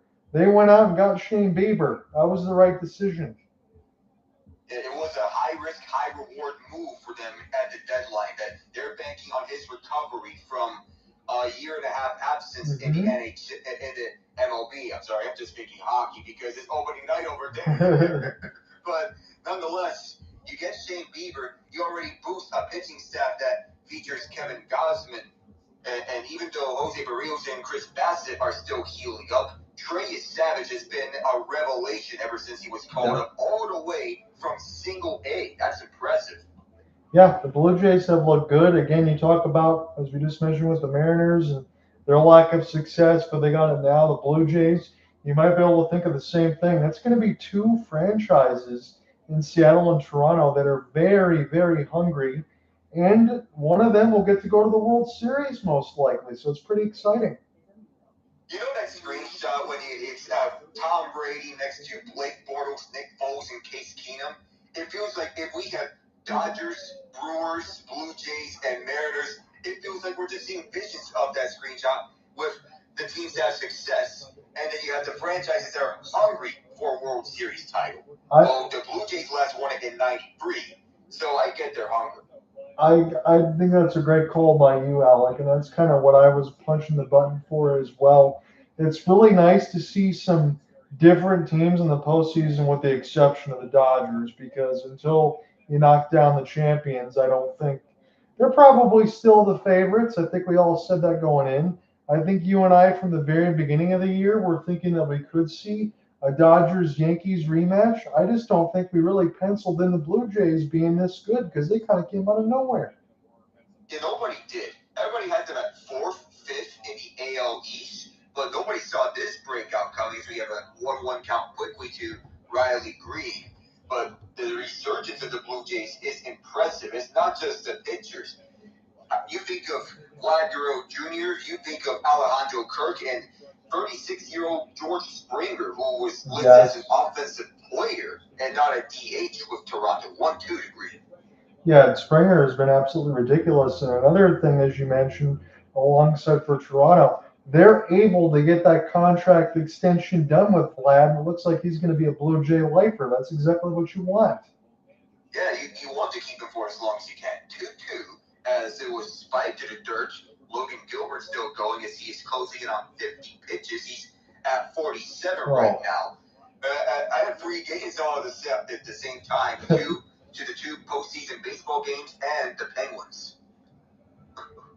You're working in between computer monitors and all that. You must have a neck like a dog, being able to turn everything all the way across. I don't know how you do it. As Riley Green strikes out swinging, going golfing on that slider, 48 pitches into Gilbert's day. He's been doing good. I don't want to totally derail this whole broadcast, because I appreciate having you on there. But you think about it, and take it away here for Torkelson, and then I'll bring into it. So Spencer Torkelson has been having a career year over at the first base side with the Detroit Tigers, along with several others having career years, including Avi Baez' resurgence, as Torkelson launches this one over to left center, but Julio Rodriguez is there to make the catch to put him away on the first pitch. Point I was going to make with Riley Green, it's 2 strikeouts in this game so far, but those pitches are not close. He had 201 in the regular season, which set a Tigers franchise record and maybe almost a major league record at some point. He was within the bottom 5. And when you're coming to the point, Chris Ilitch or not, that you're going to have to pay Casey Mize, Spencer Torkelson, and Riley Green, I don't think it looks good on Green. Yes, he had 115 RBI, but remember, A.J. Hinch pulled him a couple of games ago in the late innings to bring in Jahmai Jones, and you had to pull a guy that had 115 RBIs because he had 207 strikeouts. And when you strike out a lot, that's not going to bode well if you're batting in a postseason lineup. If you did logic is for a leverage situation, that's in there on the slider for Zach McKinstry, the third baseman. Yeah, and I'm glad that we kind of see eye to eye on that, Alec, because I don't want to be disparaging toward my own team or any Tigers fans, but when you're doing that to that extent, it might cost Riley Green some money. Yeah, McKinstry swung on a wild one that was well upstairs, 1-2. Yeah, Zach McKinstry is one of those Central Michigan standouts that have been coming through in big leverage situations. We'll see what he can do here. His team needs some runs. Ooh, that might have hit Cal. It is 2-2, but wow, that took a bounce off of him. I think he's all right. Hit him right in the chest protector and kind of took him down a peg there, Alec. As you get another look at it now, this one came back up and bit him in toward the right side of the arm. Ooh, yeah, that's got to hurt a lot. One of those areas where you don't want the ball to hit you as a catcher. Much like you don't want the puck bouncing off the inside the knee. But fortunately, Evan Rodriguez was okay. Waiting on the 2-2 from Gilbert. Pitch number 54. That's a foul tip back, and Cal has to throw to first base to complete the strikeout, and that ends the fourth. That's just what I was talking about in the green at bat. I know for McKinstry, I'll give him a little bit less blame considering where he is in the lineup. But those pitches, Alec, not even close to swing at, and yet they punch out twice in that inning. Those were bad swings to take at. One of those was well above the strike zone. Well, 8 feet above the strike zone. Even you cannot take a chance when you have pitches thrown like that. Those are bad swings. You mentioned alongside Evan Rodriguez a little bit earlier. Again, I had a lot to do. Got some other stuff done for the Sharks preview, things I'm going to be working on a little bit later in this weekend, but with about a 3-hour rain delay that allowed me to get some of the weekend stuff done today. And I did see Evan Rodriguez take the puck on the inside of his thigh, but then he did get a primary assist there on the way to school in the third, as you mentioned, that the Panthers won. So looks no worse for wear, but the Panthers really can't afford any more injuries. And also, while we're on that point during the commercial break, over those last couple of games in the preseason in the Battle of Florida, it was Tampa and the Panthers. In 2 games, they had over 500 penalty minutes.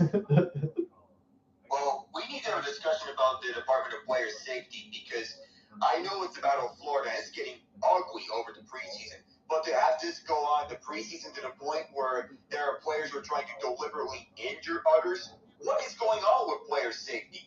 It's the exact opposite of player safety because preseason you want to have guys who want to give themselves a chance to shine. Not players trying to go at each other's throats. Now I know Tampa is not the only guilty party, but why is the Department of Player Safety so biased towards the Panthers by not giving them any consequences at all out of this? Not to mention that Nico Mikkola got away with a very late assisting on a goal in which he was after he was assessed game misconduct. That should normally be an automatic 10-game suspension. He should not have been playing tonight. I'm sorry. Nope. You're 100% right on that. And they also said the same thing for Tampa because some of the Department of Player Safety stuff, I believe, they have some ties to Florida, which give them a little bit of a break. But then Tampa in the preseason, as you normally do, you might play some guys that are not going to be on the open end roster or PTOs. But it looks like then Tampa was also able to take in guys that are not even going to get close to sniffing an NHL roster just to get some retribution on the Panthers as well. I know for the Hagel hit and everything else entirely, but not a good look on either side. And as you mentioned with the main point, the Department of Player Safety has some work to do, and they better make sure that they get it done because otherwise it's going to make the NHL look like a bush league. It's not helping that Gregory Campbell, who is the son of Colin Campbell, by the way, the director of hockey operations in the NHL, is literally employed by the Florida Panthers as their assistant general manager. Yeah, that's what we talked about. And Brant Herter is his first pitch. He gets Polanco out at first base. That is what the Tigers need. Quick outs. They're down 4-0. I know it's still top 5, and it seems like tons of time. But if I'm just going to go out there and say this in the open, I think the Tigers need to score in the bottom of the 5th. You can't wait any longer.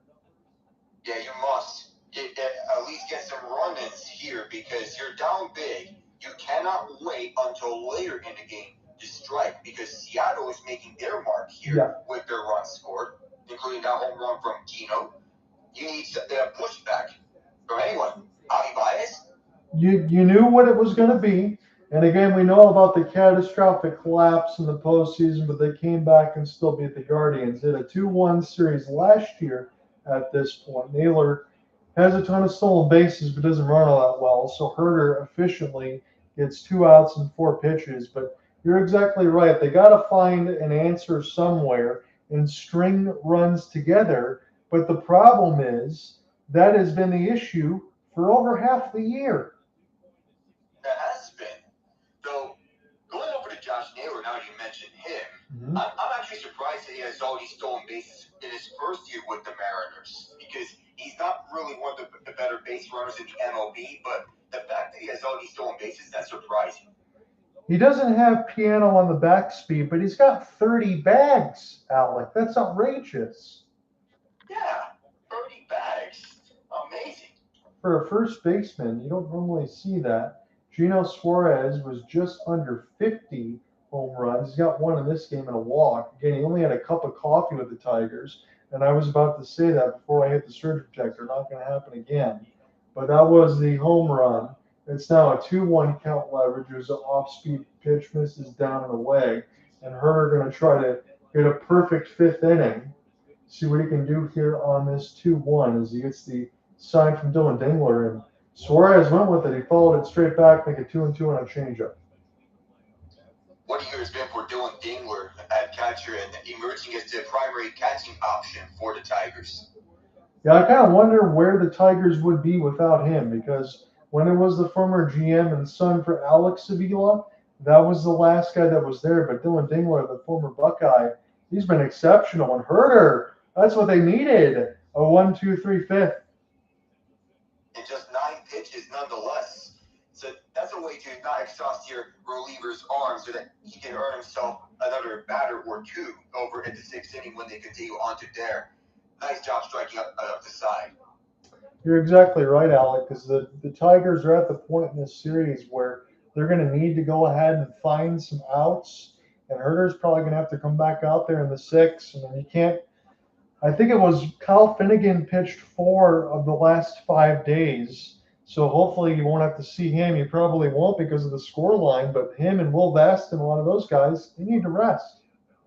You got it, because Finnegan's one of your 2 co-closers Right. On Detroit, because AJ Hinch wants to use the 2 of them as a tandem closers scenario. Now that he has pitched 4 of the last 5 games, you ideally want to give Finnegan a rest for the deadline acquisition from Washington.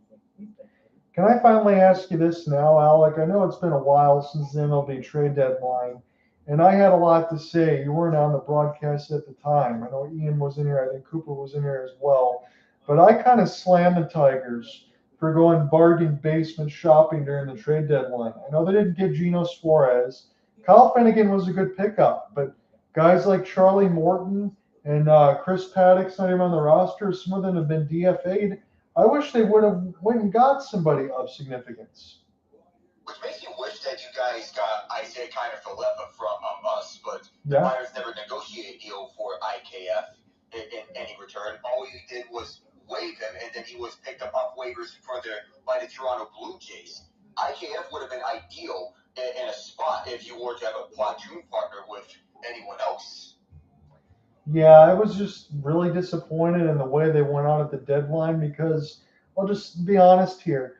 When you look at the team the way they were, yes, they got bombed by the Mariners before the deadline officially, but that kind of started the spiral. But when you saw that in the locker room and you saw the team was struggling, even if you didn't want to go out and get big names, you should at least help them because they were the best team in baseball over the first 3 months.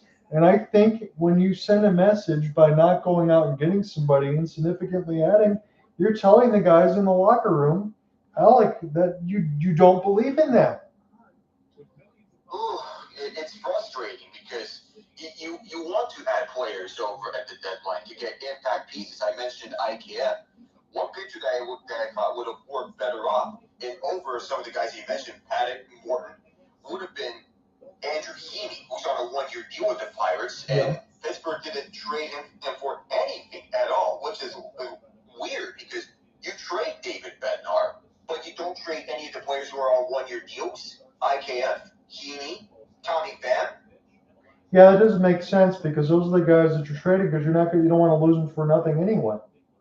Yeah, we did get value back for Brian Hayes and David Bednar, yet it's so confusing the logic from Ben Cherington. I'm confused why he's still here. I'm sure we will get some more videos from Tree as far as the days in the life of the Pittsburgh Pirates.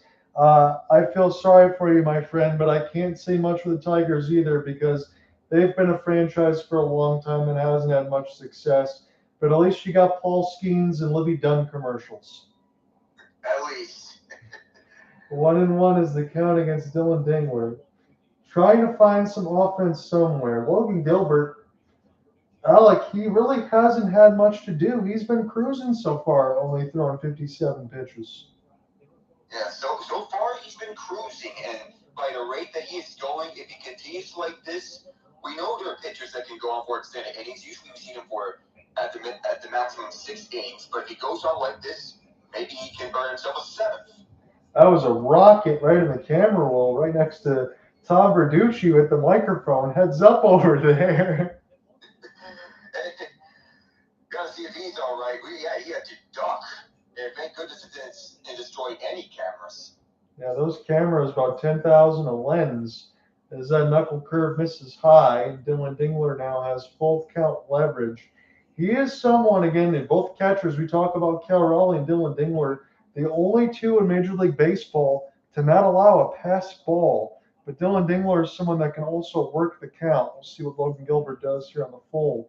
Inside, draws the walk. It might have hit him, doesn't matter anyway. He gets first.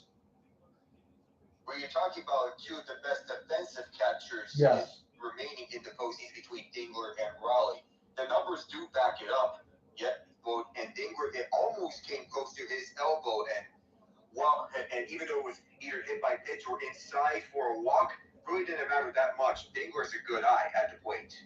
Yeah, and you said it right. Again, I'm not surprised. We're not surprised by Cal Raleigh and the way he frames.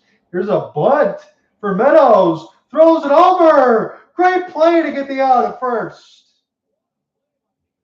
I have yet to see this, but it looks like from what you're seeing is that this was a tough play for Seattle to make. And it was bunted directly to third base, and Gino had to get it off quickly in a hurry. And while Meadows sacrificed himself to move Dingler to second, that was not easy from Gino. He had to make a tough sidearm spiral to Josh Naylor to pick that up. Well done. That's a barehanded beauty. And Parker Meadows, one of the fastest guys in the Tigers roster. I mean, he beat him by a step and a half. That's not easy to do. Well done for Gino. That is one of those plays in which you rarely even see those barehanded sidearm spirals all the way to first base on a bunt. When someone bunts, it gives the infield a hard time to plan ahead for that because you're not expecting it. But sometimes it can backfire, such as that time in which Bryson Stott did that, as there was a line drive from Javi for another base hit, and that moves Dylan Dingler to third. I apologize, I'm cutting you off. You're good. So Dingler, he is out at third base as Javi is on board of a base hit. Trying to find something here. The year of Hobby continues. That was a good throw from Arozarena on the outfield side. So they kept Dylan Dingler, made the smart decision. You can't press here and walk yourself into an out. So play station to station. I know double play still in order here for Logan Gilbert, but I think that's a smart hold for Dylan Dingler. You don't need to get overly aggressive. Yeah, don't be too aggressive.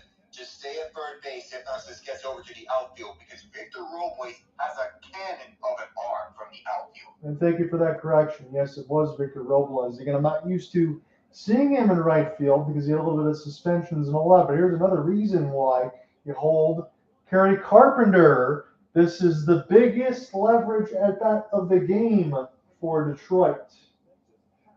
It is because Detroit needs this run.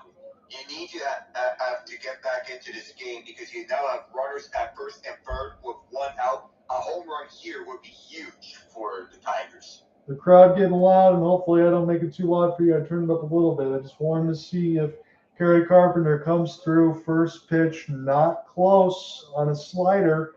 Find your pitch, Mr. Carpenter. 337 batting average in his career when facing a pitcher for the third time in the order. 1-0. Big swing. This one way below the zone. He went to one knee to get it. It's 1-1 now. Hey, Carpenter, he wants to find that confidence, to find the pitch that he likes. Once he gets it, he's getting this out. Logan Gilbert has to dig in. It's the first time he's facing any sort of pressure here. Asks for time, does Kerry Carpenter. It will be granted. 1-1. Tigers fans haven't had much to cheer about. It was a rain delay that was over 3 hours. and they're waiting for some offense. Right now, it's all been one-sided as Logan Gilbert's got a 4-0 lead. But Tigers have runners in first and third. Here's the pitch. This one's beautifully blocked by Raleigh. He does not allow a wild pitch. Big play. It's 2-1. Oh, meanwhile, Justin Brazo has his first goal as a Penguin. Excellent work for Justin Brazo. Congratulations. Hopefully the Pens get the win today, Alec. Hopefully so. That would be a big upset. Again, we're looking at the Pens and Rangers as that almost ends the first. Here is 2-1. Carey offers again on a slider, not close. If he didn't swing on either one of those, he could have already walked, but it's 2-2. Now, Carpenter, he wants to get up there and find that pitch. Once again, as I said, now he did foul this one off, but there might be that growing sense. Who knows? 2-2. Towels wave. This is not close. It's full count against Kerry Carpenter when there's already runners in first and third. Yes, it's 4-0, but if these bases get loaded, hold all tickets. Yeah, if it gets loaded. Kerry waiting on a 3-2, and I feel my breath getting shorter here. Want to see the Tigers do something, but I also want to root for Cooper. It's tough. 3-2. What are we going to get? Kerry Carpenter waiting from Gilbert's pitch. Here is on the ground. This is Taylor made. And they get the double play. Are you kidding? No, they say it was off the bag for Naylor. It scores Dingler. They get one out. It's 4-1. So you get the out at second, but you change that for, oh my goodness, that was very chaotic. And Josh Naylor and company, they're going to have a very tough look at this one. He is a little upset. You get the out at second. For the moment, it scores Dingler, but we'll have to see now. This is very close. Did he just not have his foot on the bag by the time the ball came over? It bounced off the glove, Alec, from the call that I'm getting, and it looks like he wasn't there, so the run's going to score. They get the out at second. Well, I think he stumbled a bit. Yeah. I think he stumbled, right, as the runner was coming on to first base. I don't think he had full control of that ball. No. He never did. Nope, that's what the call was, and they got it right. That should have been Taylor made. Now, Gleyber Torres is 2 for 2 in this game. Still, that's a big out for Seattle to get, because at least he only scored one run with a runner at first. But Gleyber Torres needs to continue to do some damage. You got a single and a double in this game. Honestly, you need to score another run if you're Detroit. I don't think you can just settle for one. See what happens here on the 1-1. This is pitch number 71. And excuse me, swing will go foul down the right field line. We'll do it again at 1-2. He has 16 home runs on the regular season. Detroit hopes he can deliver here with one.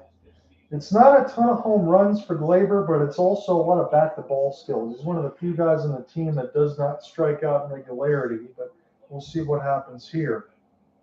Not close. Another good block by Raleigh as it bounces off the chest protector on a knuckle curve. Make it 2-2. And he needed that because if this did get away from him, that would have moved the runner over to second base. Yeah, because then a single could essentially score you another run. Gabe Spire now starting to get warm. Now, in between the managing style for Dan Wilson, you pretty much know what you're getting. Those guys in Munoz will be coming in the ninth. They use Spire in the sixth. Probably use the former Pirate in Ferguson. It's pretty much assembly line stuff for Seattle with defined roles. 444 with the career numbers against Logan Gilbert. Not close again. I've said great block for Cal Raleigh about 4 times in this inning because it is. It's now 3-2. And we speak of Kerry Carpenter's numbers against George Kirby. Gleyber Torres is 8 for 18 against Logan Gilbert in his career. That just seems hard to believe against the caliber of pitchers that you're talking about, but sometimes batters just see the pitcher very well. And now it's probably too much to ask for Gleyber Torres to come through again, but he needs to. Some of the Detroit fans have their hands on their head They've scored 1. They want more. It's a 4-1 lead for Seattle, bottom 5. Another check swing. This should be easier for Naylor. Gilbert steps on the bag. That is a missed opportunity. Detroit scores 1, but that's all they get. After 5, it's 4-1 Seattle. You needed to tie this game up or get at least 2 or maybe 3 runs, but you only get 1 at the end, and that came on that fielder's choice. It was Josh Naylor getting loose off of first base and not having full control of the ball. As Gary Carpenter was safe over there, but there was a chance for a lot more. Unfortunately, it didn't happen as Glaber didn't get the most of that. And you think now, if you're Dan Wilson here, Alec, considering where the score line is, Logan Gilbert might have bought himself another inning. He might have. Going over to the 6th inning despite Gabe Spire warming up. Now, if you want to, you could stay with that same strategy over the bullpen. You could save Spire for the 7th inning if the Tigers continue loading up the bases over the 6th inning like they did in the 5th. But you want to get more runs out of this. I'm just typing in a couple of notes before we get set. You can flip back over, Alec, if you want, and I can back you up here for the color side. So they did give Dingler, it wasn't a walk, they gave him a hit by pitch. As Alec and I said, it was already a 3-ball count. It wouldn't have mattered anyway on the pitching side. Baez gets the single, moves Dylan Dingler to third, and as Alec mentioned, it was a ground out fielder's choice that ended up scoring for the Tigers, so from Dylan Dingler, but it's 4-1. Meanwhile, it's 2-1 Toronto. The only score from the Yankees coming on a Giancarlo single to left that scored Aaron Judge, who's batting .474 this postseason. Many have talked about if Aaron Judge is going to show up in the postseason. The thing is, though, that in the time that we covered last year's run, Judge was coming into the postseason cold. This year, he was coming into the postseason hot. Yeah, you're absolutely right. And I would hope that I don't see in the paper tomorrow or anywhere else someone will be like, well, Judge has all this average, but he doesn't have home runs. Man, you can't ask him to do everything. He already does. Yeah, he already is. He's doing everything now, and now that he's heading into the postseason hot and on a roll, he's being asked to do a lot. The Yankees' roster on paper looks improved in comparison to last year when you include the trade deadline acquisitions and the winter additions from the offseason, when you had Bellinger, Goldschmidt, you had Bednar to the mix, you got Max Fried, and you called Cam Schlittler, who had that 12 strikeout game against the Red Sox. So on paper, this Yankees team should be better than the one that was last year. Ben Rice had a career year, Trent Grisham had a career year, Jazz Chisholm Jr. is at home at second base, and Ryan McMahon and Ahmed Rosario look like good platoon partners at third base. Yeah, and I agree with you. You had Cody Bellinger as well. I mean, you couldn't get Juan Soto, but you added all those other pieces. You just run into a Blue Jays team right now that looks like they got their number. Yeah, Toronto especially has their number at Rogers Center and has carried over to this series. At Yankee Stadium, it's a pick-up, a toss-up. Brian Herter's still out there, and it looks like he's getting the job done so far. Yeah, he has in the 6th inning as the relievers are still going in relief of Jack Flaherty, who had a solid outing of 6 strikeouts, but he is not in line. Victor Robles at the plate, .245 batting average, but he has been limited because of injury and suspension. Top of the 6th inning, there's 1 out, and Robles line drive directly to Javi Baez, 2 out. Look, Seattle's got a 4-1 lead, and that might be why they're swinging and swinging heavy, but Herter's got 5 outs and 11 pitches. You can't ask for more. So far, he's been looking so good. It looks like this is Kyler Montero warming up at the bullpen. In the meantime, as Herter is still going to J.P. Crawford. Down the middle on the sinker. Strike 1. Why'd you take it? 1-1 for Crawford as he converted on his first at-bat. We'll see if he delivers here again. And Crawford skies this deep to right into the Detroit sky. 5-1 Mariners.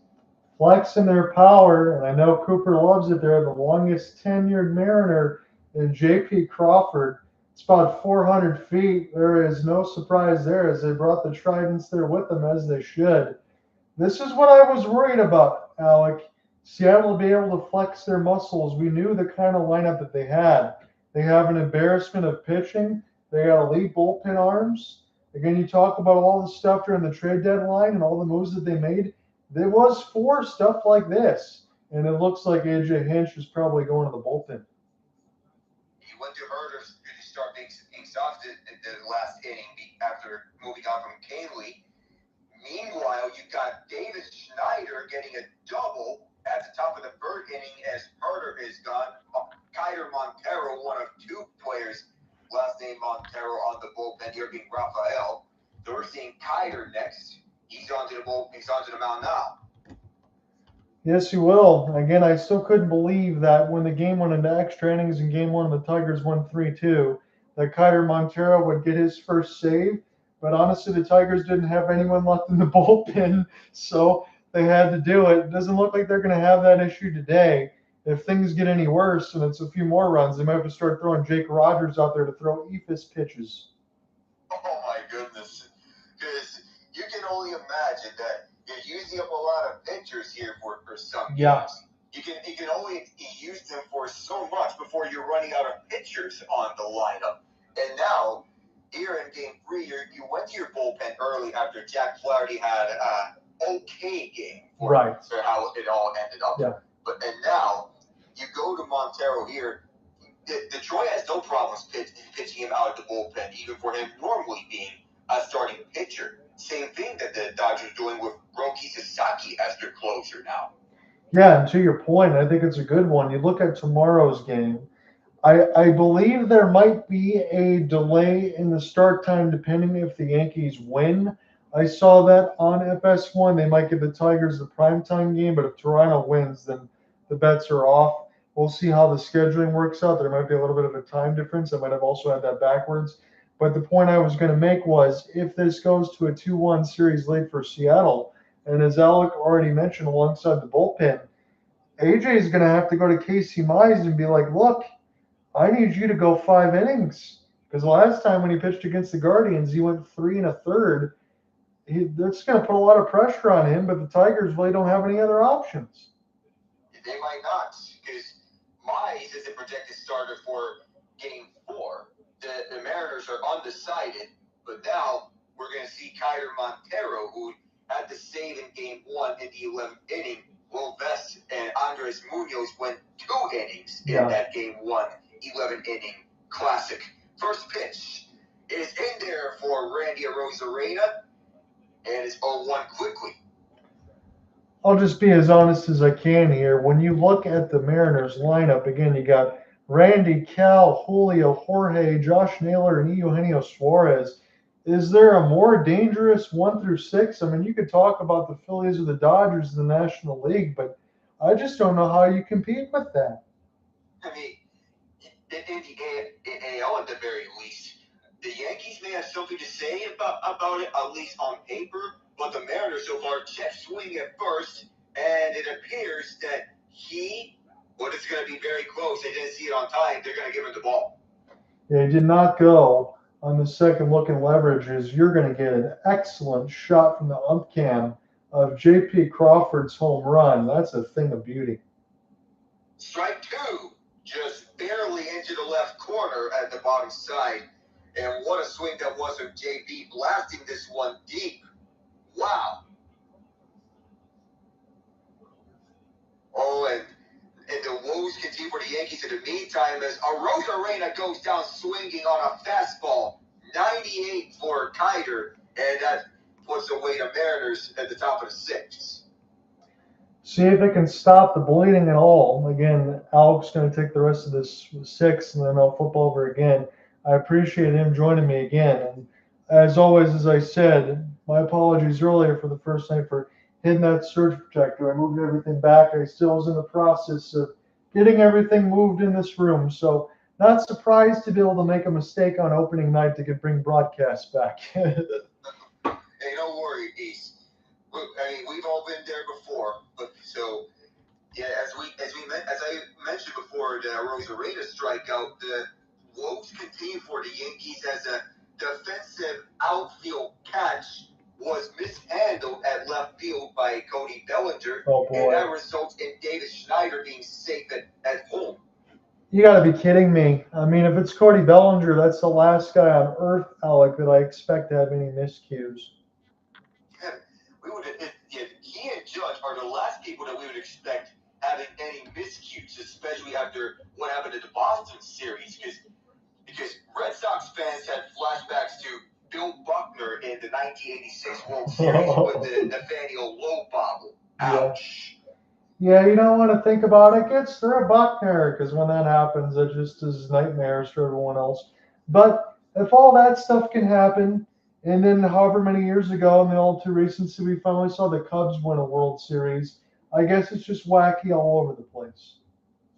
It is. And everything in postseason is wacky for a reason, such as the Dodgers all of a sudden finding a closer that is not Blake Trinan or Tanner Scott. Now, Trinan was electric last year, but this year, he's visibly not the same as he was. Who are they using now, Alec? As their closer, as I mentioned, Roki Sasaki is their closer. Okay, thank you. You did say that. I was just kind of slipping my mind because I expect him to be a starter, but you know what? That's good for Dave Roberts because Yeah, it is. I think Dave knows that the bullpen for the Dodgers this time around is not necessarily a strength. It's their starting pitching this time around. If Roki can get that leverage, that's exactly what they need.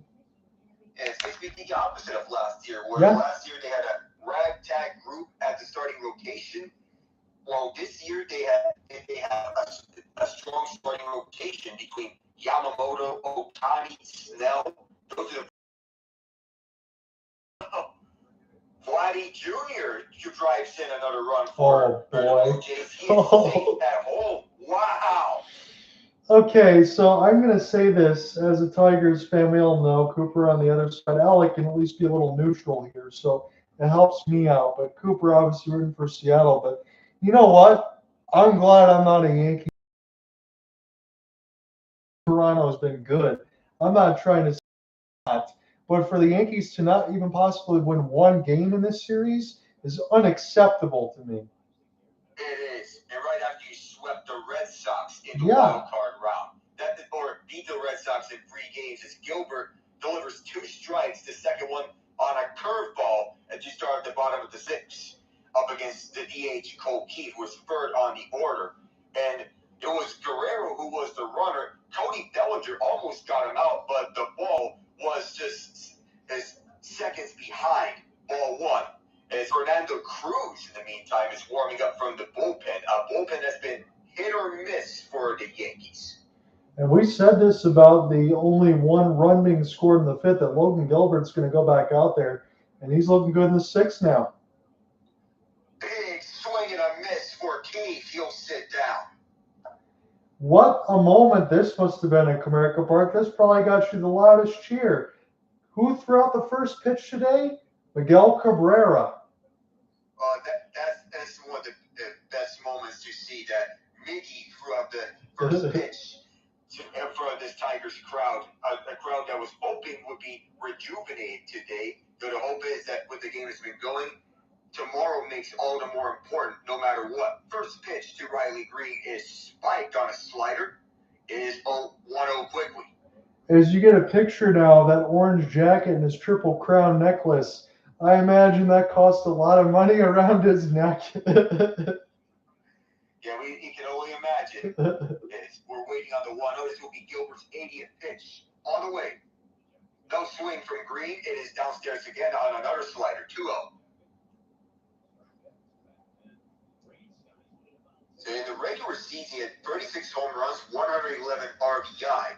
You mentioned about the strikeout rate. You got to fix that if you're Green. Now here's the 2-0 on the way from Gilbert. Fly it up. Playable past the left field foul line by Suarez. He's there. 2 out. Yeah, Riley's going to have a game that he'd like to forget, Alec. He's got 2 punch outs, a weak fly out there, and an error which gave Victor Robles the first run there for Seattle. He's got to come back with a much better effort tomorrow. Or the Tigers, they're going to be in a rough spot. They need his bat. Yeah, they need him because he's their face on the bats. And you want to have his batting prowess no matter what. When he's quicking, the Tigers are quicking. Yeah, that's really all there is to be said, Alec, and I can't say it much better. I'm trying to be as neutral as I can on the call because obviously I want both teams to do well. But when you see a player that you know that matters so much struggle, you just know it's going to be hard to win. It is. And Spencer Torkelson, he got a first pitch strike swinging as he's been having a great year for his standards, finally breaking out as one of the top picks for the Tigers and getting him this season to remember. 0-1 as Gilbert getting set to pitch to Torkelson. On the way, no swing. That curveball was spiked by the plate. 1-1. Yeah, and you said it right. Again, 31 bombs. The average a little bit better there. But between Green and Torkelson and Casey Mize, that's your future. They still got Max Clark and a lot of other good guys projected. Again, you didn't even get to see Jackson Jobe this year because of the injuries and the pitching staff. You saw Troy Melton a little bit. The Tigers will be in a good spot, but for me, Alec, they just got to cut down on those strikeouts as a collective. And they have to because it's been becoming a recurring problem. 1-2 is the count to Torkelson right now. And Gilbert, one more strike can end this inning for the Mariners to lead with a 5-1 lead after 6 innings. And Torkelson will sit down swinging on the splitter. Didn't miss by much, but the Mariners are going to stretch with that 5-1 lead. Yeah, and Torque might need to do something because I think he might pull a back muscle trying to hit that off-speed pitch. That was a really good jam job there for Gilbert. He's had a good day. This is not a typo.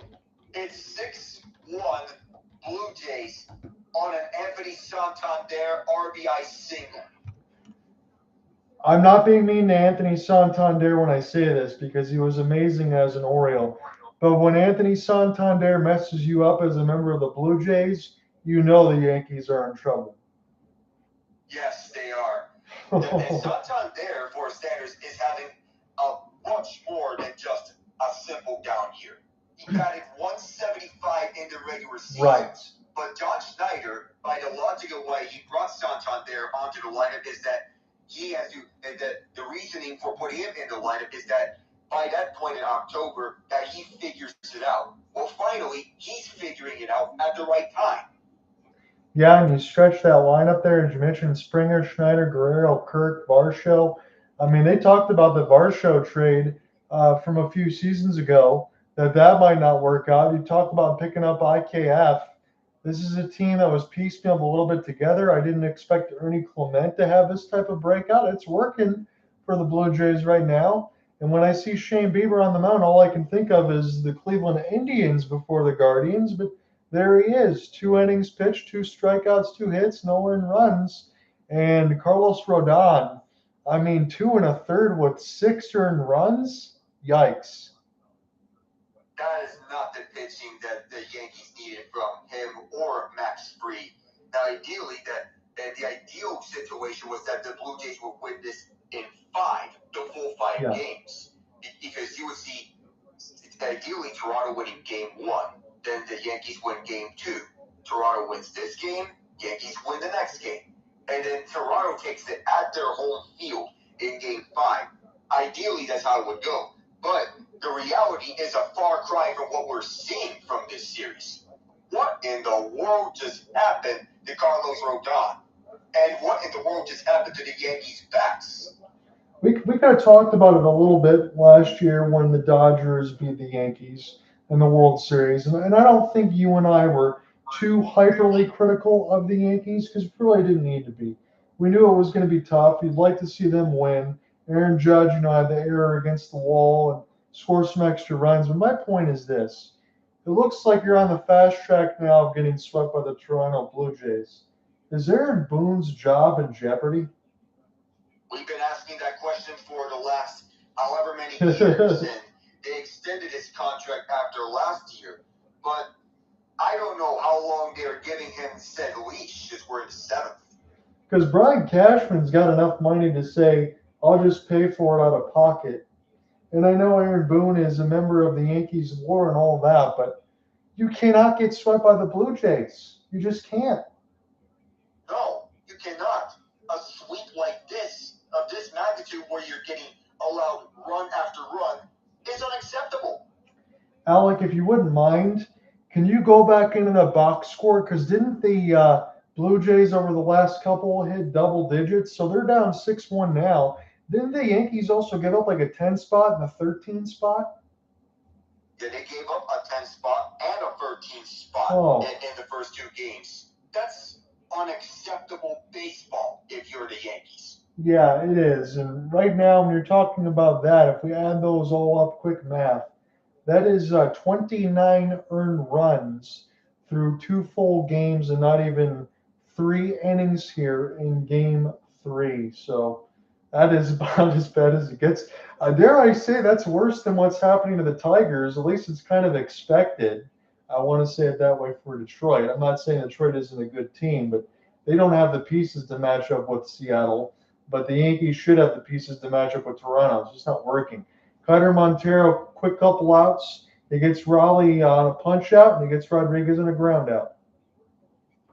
So already quick work of the two best batters on Seattle for Kyler Montero as he wants to make a spark here for the Tigers. But so far it's been all Mariners and Logan Gilbert who's walking around at the dugout. We'll see how much longer his leash is if Dan Wilson decides to send him out there for the 7th. But warming up now is Matt Brash.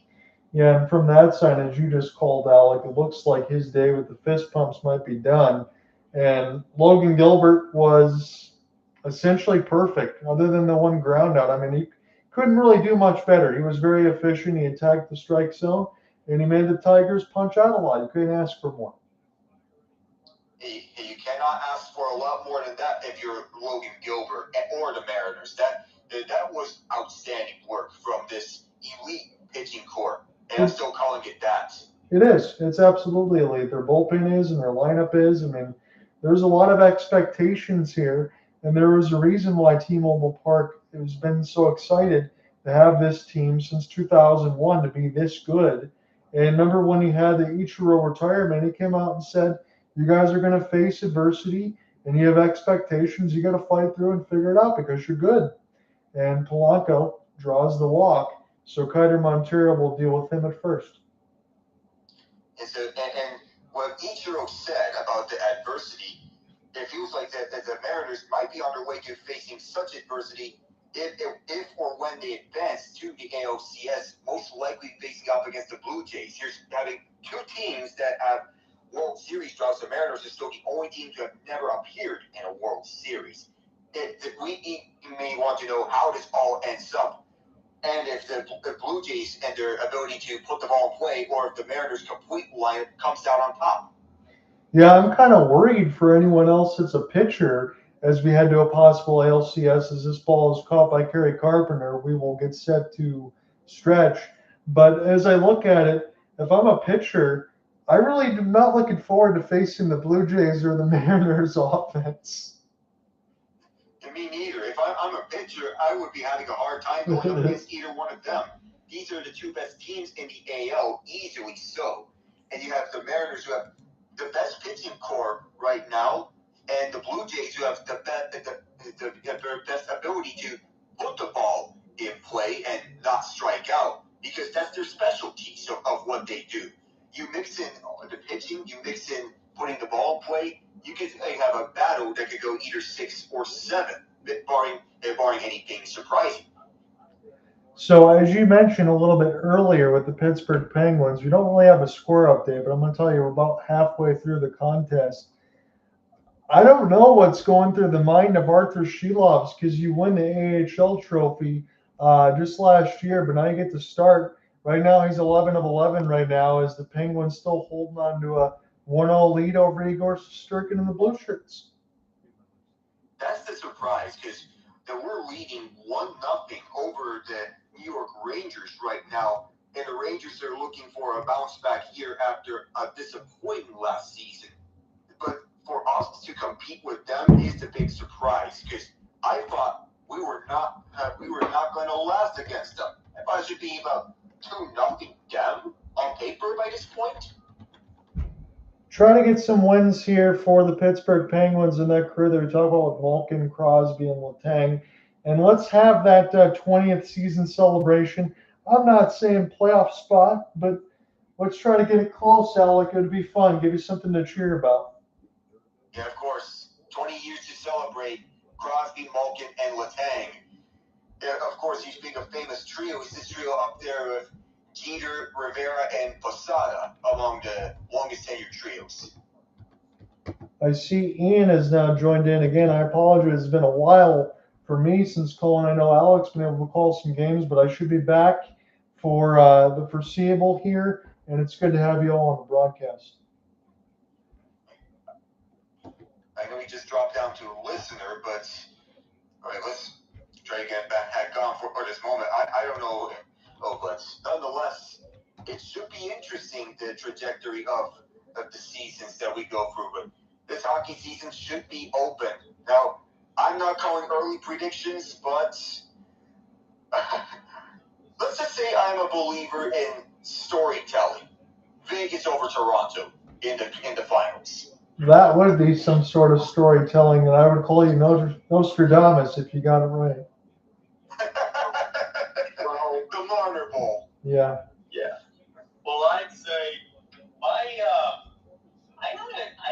I gotta say, Alec, my division series predictions are all looking very promising right now. For context, Ian had the Blue Jays sweeping the Yankees. Holy cow, Ian! That's a congratulations. I also, sorry, John. I also had the Mariners over Detroit. Sure. I had Dodgers over Philadelphia, and I had the Brewers over the Cubs. I did not think the Brewers would be up 2-0. That is excellent work, and I can fully grant you the Brewers and the Cubs. But for you to be that confident to take the Blue Jays, again, you can talk about typical Yankees or whatever, but we saw the team in the World Series last year against the Dodgers, and I agree with what Alex said earlier before you got on here. I thought this team was better, even though they lost Juan Soto, but that just looks painful. I mean, it looks even more painful than what I'm watching right now, because at least I expected this from Detroit, because Seattle's good, but if the Yankees really do get swept, I don't even know what else to say. I will be laughing. Actually, I won't be laughing because I saw this coming. It didn't matter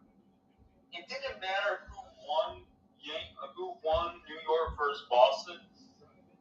Whoever won was going to get shelled by the Blue Jays because the Blue Jays are a machine.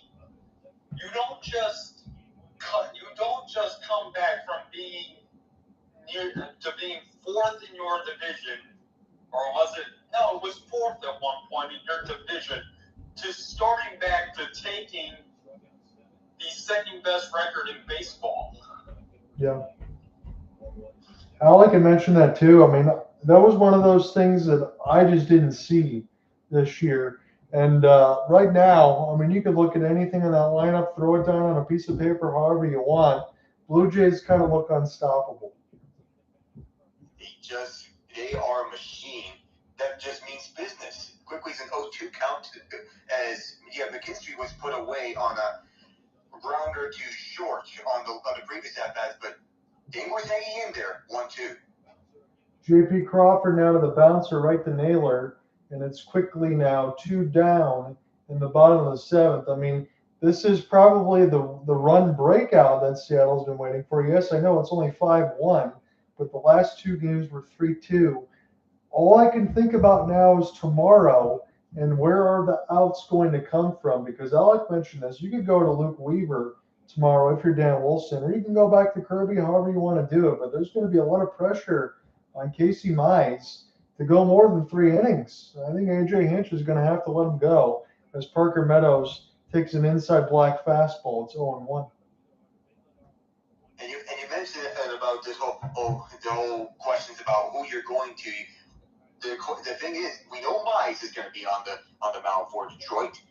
who's his counterpart going to face? Because I'm likely anticipating it's Bryce Miller, but Dan Wilson's taking his time out there. Yeah, you don't have to rush. I mean, that's a 1-2-3 for Matt Brash. You can go right to Ferguson and close it with Munoz if you want to. That's about as easy as it gets. Mariners 5-6-0. Tigers 1-4-1. We'll go to the 8th.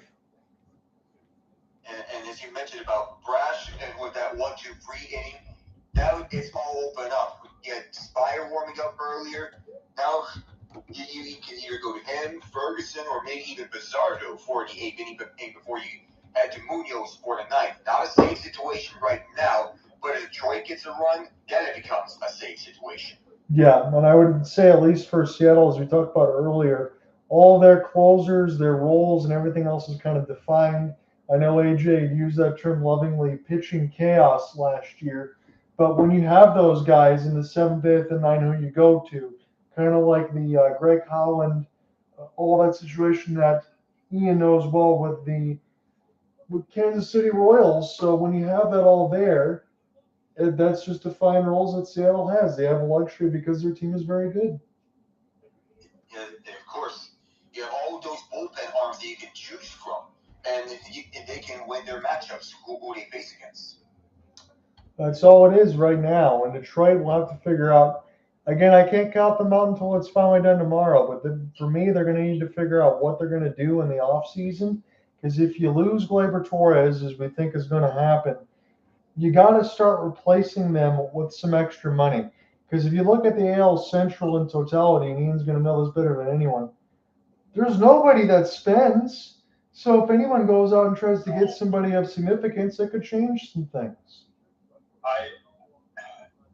It's the AL Central right now is a mix of who.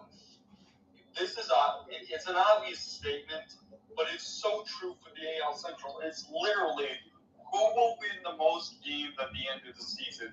And while that sounds obvious, I mean it like this. There is no team in the AL Central that's truly dominant. We thought Detroit was that, but then they hit that skid at the end of the year. Sorry about that, John. It happens. And then, you know, with the Royal, and then Cleveland just doesn't. I said this at the beginning. They are a cockroach. They don't die, no matter what they do. No matter what they do, you cut off an arm, quite literally, when you traded Shane Bieber, and everyone thought you were done. You kept Juan, you kept Ramirez, and everyone asked, "What the heck are you doing?" And then, nothing. They just stormed back to win the AL Central again.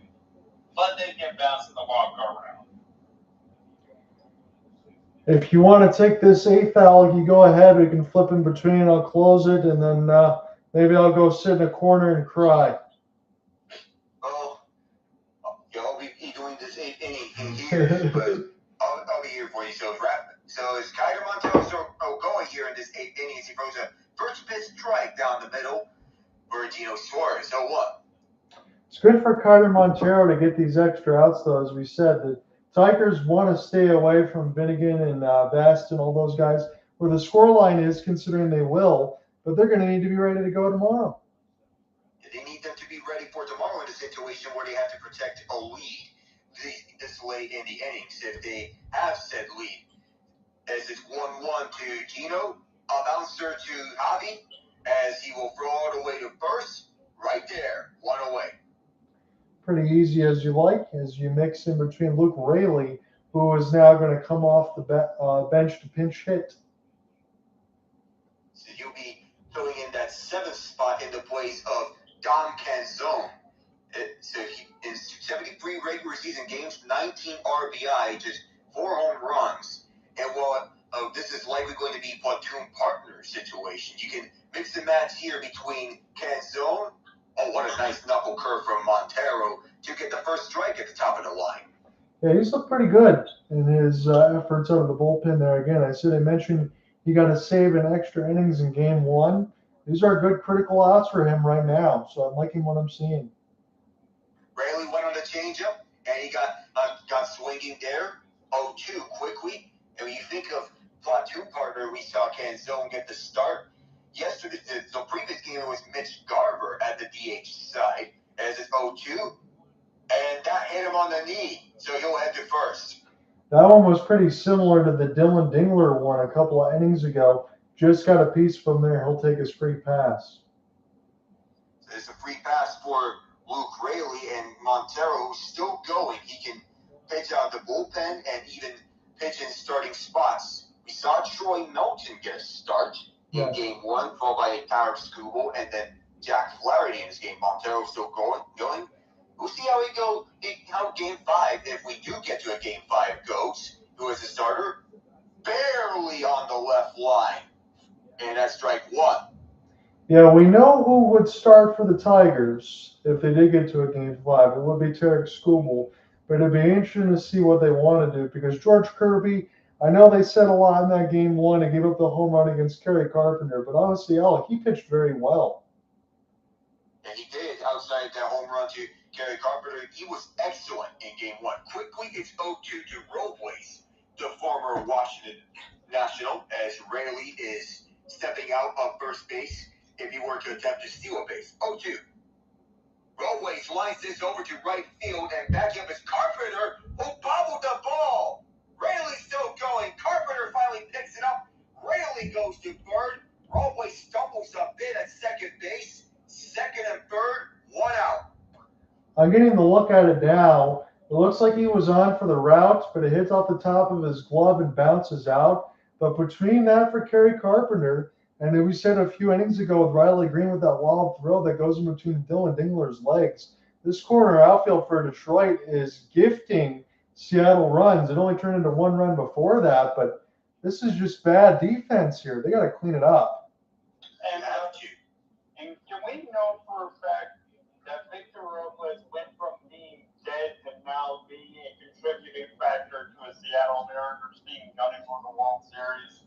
That's what I said to Alec, Ian. I agree with you completely. He's just another guy that you can add into this lineup. We knew he was going to be a defensive piece, but now he's starting to swing a big bat. And here J.P. Crawford is looking for his 3rd hit of this game. Yes, 3rd. As he was 2 for 2 previously with that home run. Solo shot to right field. Trying to add to that here on the 1-0.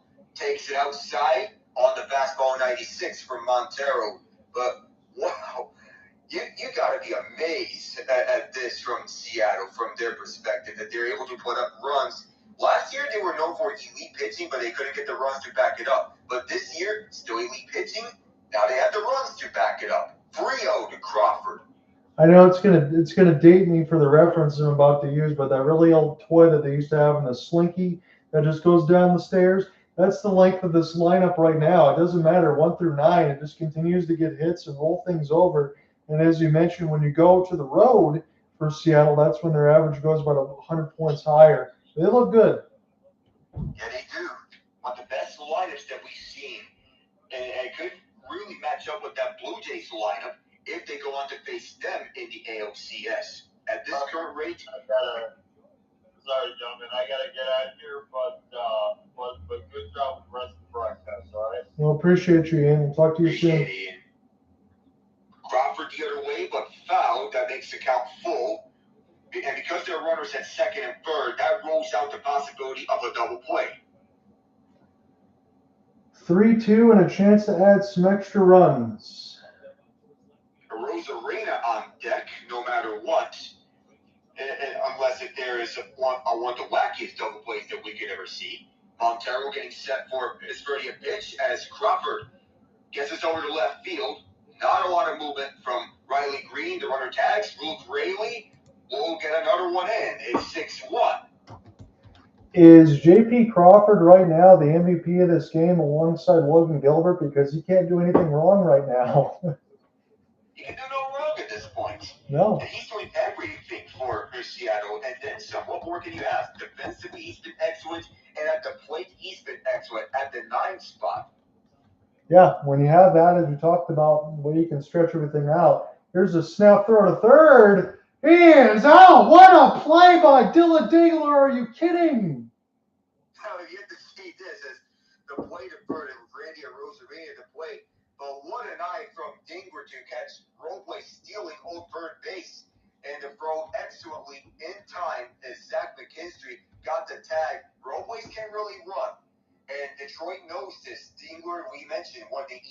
catchers defensively, and he saw that Robles was trying for third, got it out on time.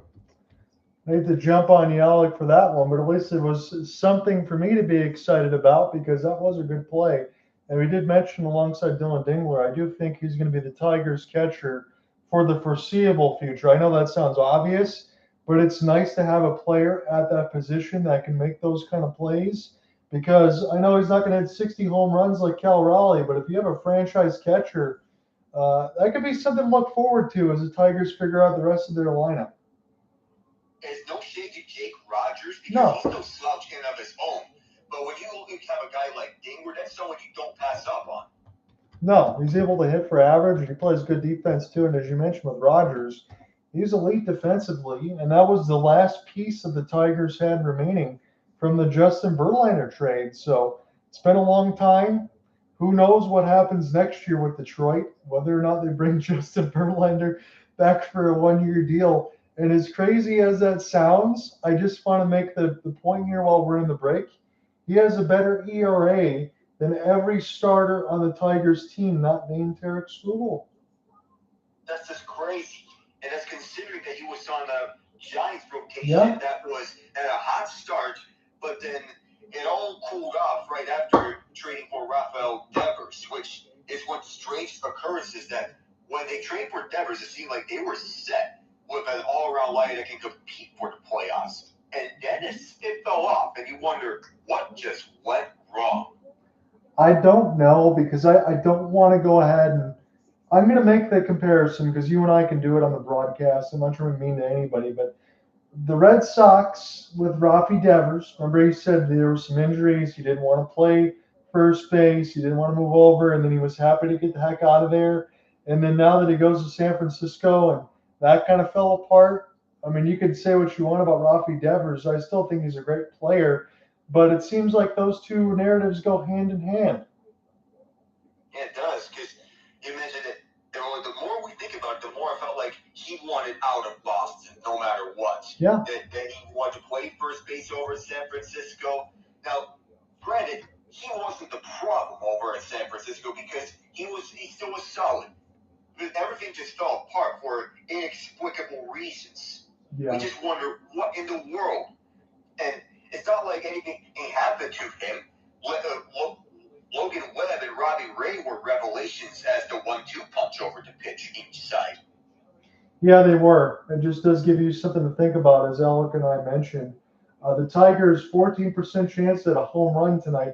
Where do they come up with those numbers?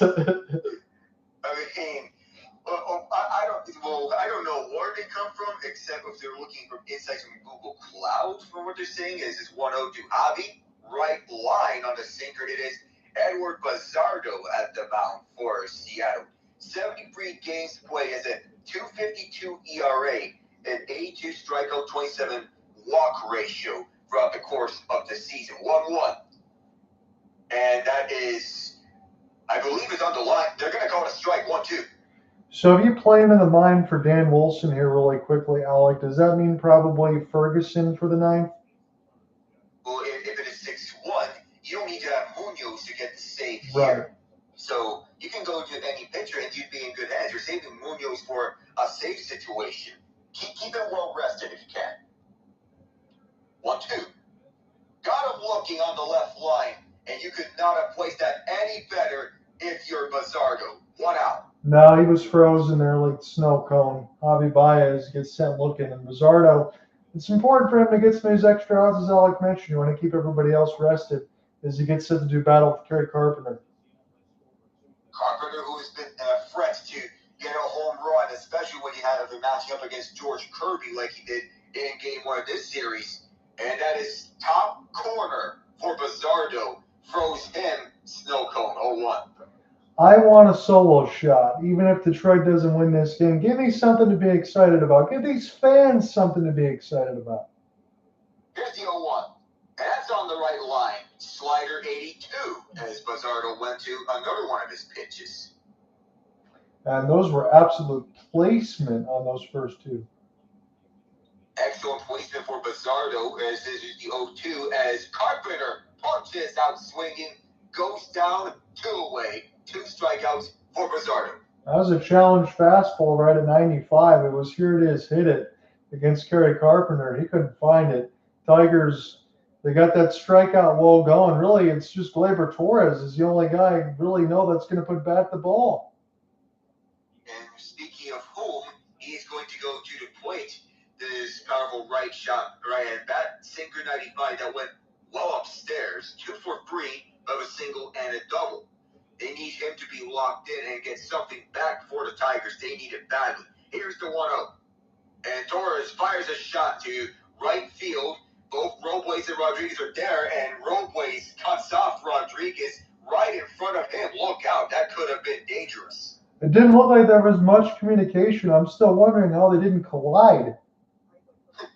You have to be, this gives me flashbacks to when Robles made the diving catch on the Astros to wrap up the regular season. They did some miscommunication. It looked like Julio was chasing after, but here comes Robles' slide and cut him off. And look out, that could have been even more dangerous. So I'll get set to take the ninth. You can back me up for this, Alec. Again, I appreciate you joining me. Let's go into some positivity here. What do we still got? It's still a 1-0 lead for the Pens over the Blue Shirts. See if they can hold on to this final 20 minutes. Again, your only goal still Justin Brazo with 32 seconds left in the first, with Eugenio as getting his first assist of the year. Oh, good for Justin Brazo, who we signed in the offseason.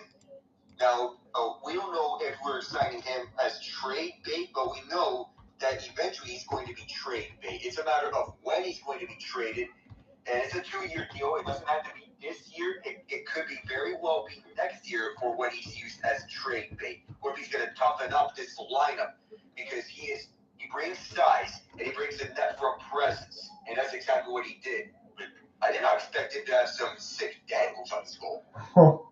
Anytime you can get that, you feel good. And also, I want to give a shout out to the Penguins defense, at least right now. I mean, Igor Shesterkin has only had to face 16 shots, and Arthur Sheilov has only had to face 20. So it's not like the Penguins are giving up much here. They're playing well right now. It's not like that. It's not like we're giving them a lot of shots, but we're having to hold our own up against this Rangers lineup, one that features Artemi Panarin, Mika Zibanejad, and the new captain, JT Miller. Still wonder when Perreault is going to get another shot on this lineup, but I think it's going to be a matter of when he gets called up later in the year. And I look at this lineup, again, as you talk about, Harrison Berneke is 19 years old. So I'm looking at Parker Wotherspoon, Ryan Shea, Berneke, and Caleb Jones in the mix of Erik Karlsson and Chris Letang. So maybe some of the blue line that has a little bit of experience, but probably guys that haven't played together all that much. Jones is an NHL veteran. He's been around for several teams: Chicago, Edmonton, Los Angeles. So he's had his fair share of experience, but he hasn't had a lot of playing time. But most of the time, he's got nothing more than just a third-pairing defenseman. But opportunity is what matters for these young guys like Berneke, Shea, as you mentioned, Ryan Shea getting the assignment next to Chris Letang. So that's good to hear from him. 9th inning, and this stadium is starting to get empty. Yes, it is. And Arozarena might chase a few people away from their seats. This one played by Carpenter as he cut it off at the line, but he's going to cruise in with an easy double as he gives his signature hands and across the shoulders as Hannafy gets tattooed for a double.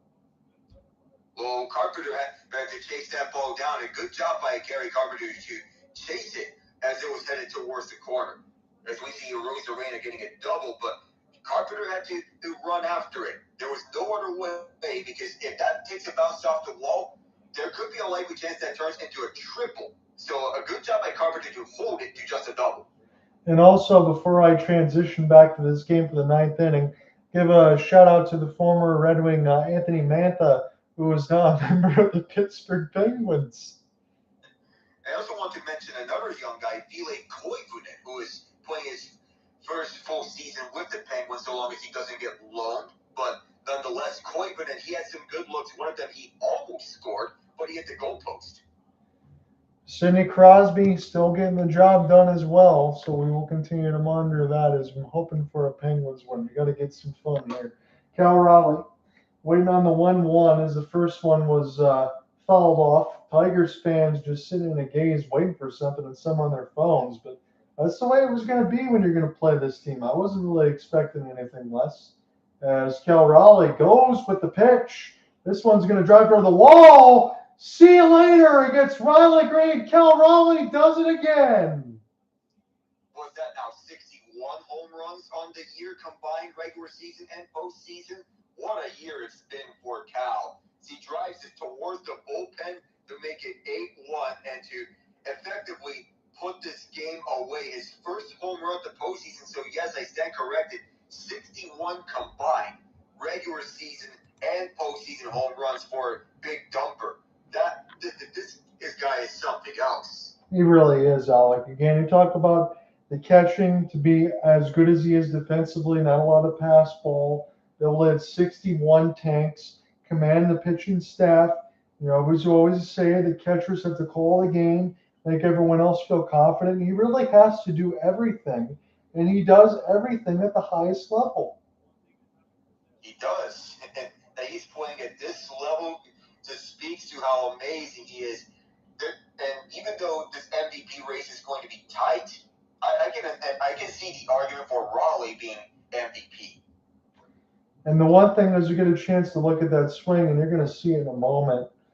I make the comparison between Cal Raleigh, and I know they're not the same build, but Shohei Ohtani. Isn't there just certain guys, Alec, where the power just seems to be easy into those arms and legs? Because, I mean, that was an effortless swing for Cal right there. He swung at that like with no effort. No. All he had to do was just get his bat onto it, and then it can go out onto the park. Of course, there's that fan that says, dump 61 here. Well, you called it. Yeah, they definitely had that. Here's a pitch up high. Polanco will spray this one toward Parker Meadows. And one more out for the Tigers to get in the ninth. Again, I don't see any way that they're going to go ahead and get 7 runs. But 60-plus home runs in a Major League Baseball season. Again, 61 now as Alec called. Babe Ruth had 60 in 27. Judge had 62 in 2022. Barry Bonds had 73 in 2001. But when you're talking about Bonds, McGuire, and Sosa, I understand they have their place in history, but it's not the same. Of course, you compare that to those legendary names, Bonds, McGuire, Sosa, Judge. You're placing yourself onto elite company with historic home run seasons. So apparently, the guy that had dump 61 here was also wearing a dump 62 shirt underneath his shirt. Oh my goodness. I know some fans are devoted fans, but this is next level fan devotion. I will give that guy a legendary shout out for him. 8-1 as we go to the bottom 9th. We'll close it out. Oh, that fan just called it. Wow. Yeah, I can't even be mad at that. All I can do is laugh. Like I said, I wasn't going to go into this game mad. I knew what the expectations were. I think the only way, Alec, that I would have been a little bit upset is if the Tigers took a 2-1 series lead again and lost it like they did last year, because they should have beat the Guardians last year. They did not. Again, when you're playing Seattle this time around, I just don't think the Tigers match up with them. It's a complete mismatch between these two teams. We're talking about a team that is built around Tarek Skubal, and as you mentioned and earlier in the year, that the lineup for us, one of his star stat was we had the feeling that the Tigers, they were overachieving on the year. Yeah. And we found that out. They were overachieving, but we didn't imagine a fall to earth back like this. But to beat the Guardians in the wild card series and advance to face the Mariners, that's a good way to bounce back. But now you have to spend money in the off season. Don't go for quantity, go for quality. Yeah, you have to, because again, you could talk about it if you're Chris Ilitch, and I made the point. I'm not going to try to bore Alec to death about Mike Ilitch and Prince Fielder and Victor Martinez and Miguel Cabrera. They used to spend money. Now you're kind of pinching the pennies a little bit. But Javier Baez is still signed here for 3 more years. The Tigers, out of 30 teams, are still around 24th, 25th in payroll. I mean, Ian mentioned this a little bit when he was on there. There's nobody in the AL Central that spends money. And hell, you had Jose Ramirez, who we all know is one of the best players in the world, took a $120 million pay cut a couple of years ago to stay there. If any one of these teams spend money, they could completely turn their fortunes around. I know it's not all about that, but you really need to supplement your offenses. Yeah, we're looking at teams like Detroit, Cleveland, Kansas City, the big three of the AL Central right now. The key here is to use that money so that you put your team over the top. Cleveland made the ALCS last year, but that they decided to move on from Andres Jimenez was a head scratcher. It was, and now when I look about it realistically, you could even make the argument that the Chicago White Sox could have a play in the AL Central. I know it sounds like a joke, but their second half run as far as run scoring was really, really good. The only team that really seems to be out of it in the AL Central is the Minnesota Twins because they sold off everyone. And players traded from their 26-man roster at the deadline. That doesn't sound real. They committed fire sale 101 because they knew they weren't going anywhere, so they waved the white flag and hit the reset button with their franchise. So Cole Keith will get lifted here for Jake Rogers. It's good to see Jake Rogers getting that bat, in my opinion, as it's 1-1. I did mention this a little bit earlier. They did go to Caleb Ferguson, so as Alec mentioned, you get to hold Munoz for tomorrow. Either way, it doesn't matter what the score line is. If Seattle can clinch tomorrow, I imagine Munoz is going to pitch. Inside fastball makes it 2-1. And so, good on Dan Wilson. You don't have to use Munoz for this game because all the damage was already done. You go to one of your middle relievers so as to end this game. Jake Rogers is going to get a base hit. Good for the mustached man. Tiger's got a lot of work to do, but it starts with a 1, and he's got a base hit. So, I know it sounds improbable, but you want to have some of these fans instill confidence for tomorrow. Even if, Alec, again, whatever the score is with the 8-1, Tigers probably score at least 3 runs, if you can, to take something to feel good about tomorrow. That's really what you have to do at this point. Yeah. So, although I want to go to off topic here, I want to point out good of the NHL to go with the on-ice goal cam from the Four Nations face-off so as to focus on the players who scored the goal. Nice job from ESPN. You always like to see that. And again, it's not going to be too long in the distant future that we're going to have another one of those days in the regular season where everybody plays on the same night. That'll be fun. And then the next time Alec and I get into a full broadcast, we could probably talk about the CBA and some of the new rules because there's going to be a lot of changes upcoming in the NHL. It includes playoff CBA because it was the LTIR loophole. And it stings that Barkov's out for the entire regular season with torn ACL and MCL, but if they do decide to activate him and he recovers in time, it's not going to be easy. They're going to have to make a trade before the deadline so as to trade one of the regulars away if they anticipate that Barkov's coming back. Yes, and you're right. The only way that they would get full salary cap compliance is if he was automatically done for the entire year, like Alex Pietrangelo. And I can't believe I'm seeing this on my TV screen right now. Andres Munoz is getting warm. What? We were anticipating it saved for tomorrow, but there's a feeling that Dan Wilson's seeing that there are runners at first and second. He's not taking any chances. Best case scenario is the rare triple play for Seattle. Yeah, and look, I don't want to say that Dan Wilson's doing anything wrong because it's an 8-1 game and his team is comfortably in control. But if I can't trust Caleb Ferguson to at least win this game 8-4 or 8-5, then I'm not pitching him tomorrow because I agree with you. I want to stay away from Munoz completely. Yeah, I want to because you don't want to have the risk of running your closer here so as to risk exhausting his arm even more. If you pitch him today, it's likely going to be after a possible double play. So here we go. I mean, we got a long way to go in this game as far as Detroit needing to score runs. Only got 3 outs left, but it is indeed Andres Munoz getting warm. That first pitch from Ferguson to Torque was not close. 1-0. This is an obligatory take. 1-1 now on a sinker, but there's runners at first and second. And nobody out. That's important. And Dan Wilson doesn't want to take any chances. You can't believe what we're seeing here in the ninth. Yeah, I'm amazed that I would even see him there. Torque, not close on a fastball, 2-1. He's just got to throw it across the plate. When you have a score like this, Alec, when you're up 8-1, I don't care if you throw it down the middle. Throw strikes and let your fielders get some outs. Yeah, either throw strikes down the middle, or you want to get a chance for your fielders. Best case scenario, your infielders.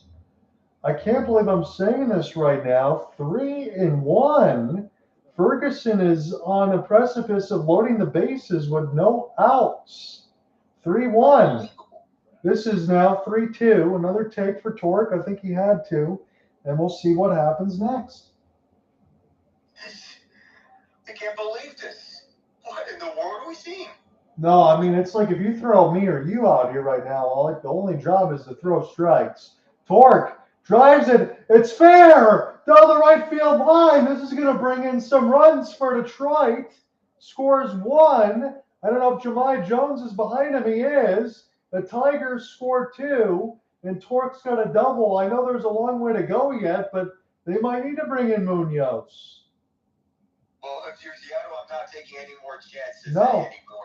Because now that Ferguson let 2 runners on base, and you get Torkelson to get a double, but Detroit has something to cheer for now. And Dan Wilson saying, all right, you got to go here. We're putting in Munoz. We don't want these guys to get back into this game. And the Tigers do have something to root for now, heading into game 4. Or if there's going to be an unlikely comeback here, but we don't expect that. It is fair. Stays down the right field line and over to the corner. So Ferguson's gone through his 3-batter minimum. Munoz still getting warm here. Andy Ibanez now off the bench for Detroit. That pitch was in, but it was close enough. 1-1 against Ibanez. This is unbelievable. I'm saying it's time and time again, but can't believe it. This one high, not close. Munoz better be getting busy a little bit faster here. Tigers still down 5. Torkelson at second, but still no outs. And Andy Ibanez, he was clutch last year in the wild card when Detroit beat Houston. Not close on a cutter. It's 3-1. I had the same worry on my face when there was Blue Jays-Yankees game 2, and after Josh Snyder pulled Trey Savage. This is eerily looking like this with Ferguson. Ibanez base hit. It's going to score Torkelson. Oh my goodness. Wait. I can't even believe this anymore. Down the right center and scoring in Torkelson, who comes all the way from second base. And Ibanez cuts this deficit into half. So all those Tiger fans who left, well, you probably should have to get into a streaming platform now that you left that part. And here comes Wilson. Yeah, it had to happen. Unbelievable. Andres Munoz still probably 99% likely to get this save, but it's an 8-4 game. It was 8-1. There's still no outs. We'll take a break. Ferguson just really did not put that one up nicely this time around. You get him at the deadline from Pittsburgh, and your expectation that he's a middle reliever that can set up nicely for good outings. Now, when we said that he doesn't have to do much, we didn't mean that blow the game. No, thank you if you're Seattle. No, I mean, when you say he doesn't have to do much, I would say right now with the scoreline being 8-4, that would be acceptable if there was 3 outs and the Mariners win 8-4. Agree? But not with no, I mean, he didn't even get a single out and gave up 3 runs. And now all of a sudden, I'm not saying that Munoz is going to struggle, but Munoz might give up 1. And this game is a lot closer than it should have been. Coulda, shoulda, woulda, because Seattle went 8-1, and they put several home runs on the Tigers, and now the Tigers are storming back here with several runs of their own, not necessarily home runs, but getting just enough so as to get back into this game to give their fans life and something to root for. Oh, man. Well, we'll see what happens here, but I will promise you, ladies and gentlemen, or whoever is listening or whenever you do, if the Tigers find a way to tie this game, I won't have a voice tomorrow for the Calgary-Edmonton assignment. So that's just what's at stake right now. That would be enormous if Detroit does manage by some miracle to even this game up at 8 apiece, or even come back to win this, because no way should you be giving up an 8-1 lead in the 9th inning like this. And we're not expecting it to happen because Munoz is one of the best closers in the entire league. Yeah, and Ferguson was good enough to be able to have, again, I'm just going to say it, the 8-4 scoreline be the final in the 9th and get some outs. The fact that he comes out there in the easiest situation of leverage and can't get a single out, I wouldn't even pitch him tomorrow. Yeah, no. If I'm Dan Wilson, don't even consider having him go out there. Bottom 9th, no outs, runner at first, and you have Munoz at the plate, which we didn't even expect. We weren't going to get the camera angle of the Suarez home run, and then J.B. Crawford and Cal Raleigh from the ump camp. So 3, 4, and 6 in the order have all been lifted for pinch hitters. Dylan Dingler, still no outs. Unbelievably, I'll say it again, not a safe situation. It was an 8-1 game. Dan Wilson has to call on Andres Munoz. Now, if the Tigers, even if they lose this game, I'll throw this scenario out there. If they make Munoz throw a ton of pitches and be selective, that helps them tomorrow. Yeah, and there's a possibility of sending this back to Seattle for Game 5 if Detroit manages to pull this one off tomorrow. And so the Tigers should be feeling confident about their chances now tomorrow. Yeah, keep pushing. Make sure you make Munoz throw and make them work. Right now, they've done all their damage essentially in one inning as A.J. Hinch looks on. Dylan Dingler does not offer at the 2-1. But Munoz now being trusted to close it. This one in toward the hands, no problem for Arozarena. It was enough into his kitchen. Otherwise, Dylan Dingler might have hit it out of here. Whoa, so that got a little nervous there. But Arozarena just had to stand over at left field. Not a lot of movement. Parker Meadows and Javi Baez. There really isn't any other pinch hitters available. They do have Trey Sweeney and Winsell Perez, but that's all that's left. They've used Jake Rogers, Jahmai Jones, and Andy Ibanez. So Parker Meadows needs to channel what he's got last year, but it's against Munoz. It's almost impossible considering how good he is. First pitch inside for a sinker is strike 1. We know how elite Munoz is at closer when he stepped into the role after Paul Sewald got traded away, and he has not looked back ever since. Not a safe situation, but should be able to do some more damage. Yeah, he's a guy at times you can say for Munoz that will walk people, but considering what we just saw, I think Munoz is going to pretty much take care of his business. He knows he can't afford to do that. So 1-1 count against Parker, gets the sign from Cal Raleigh, does Munoz.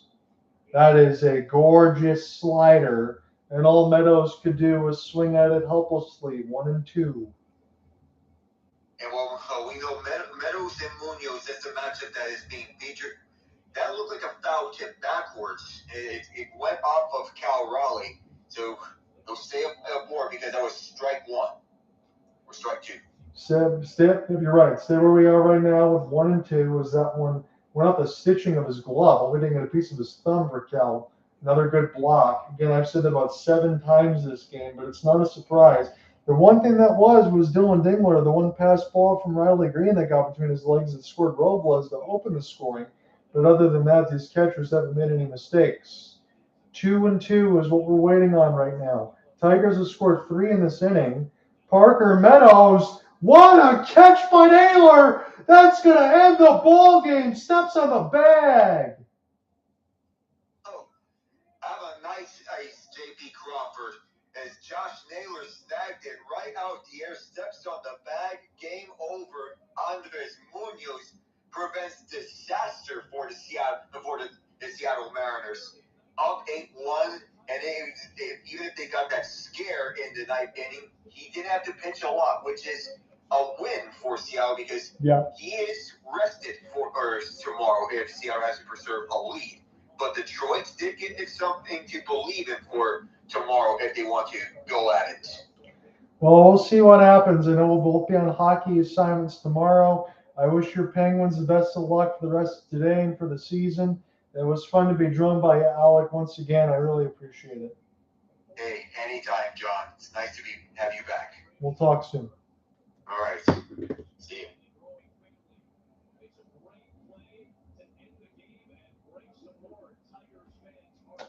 Well, 8-4 is your final score. It got a little bit interesting, but the Tigers do fall.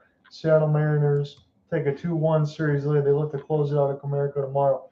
That's all from me. I'll see you alongside Cooper Hopkins tomorrow night about 10 Eastern between the Flames and the Oilers. Peace out, everybody. Talk soon.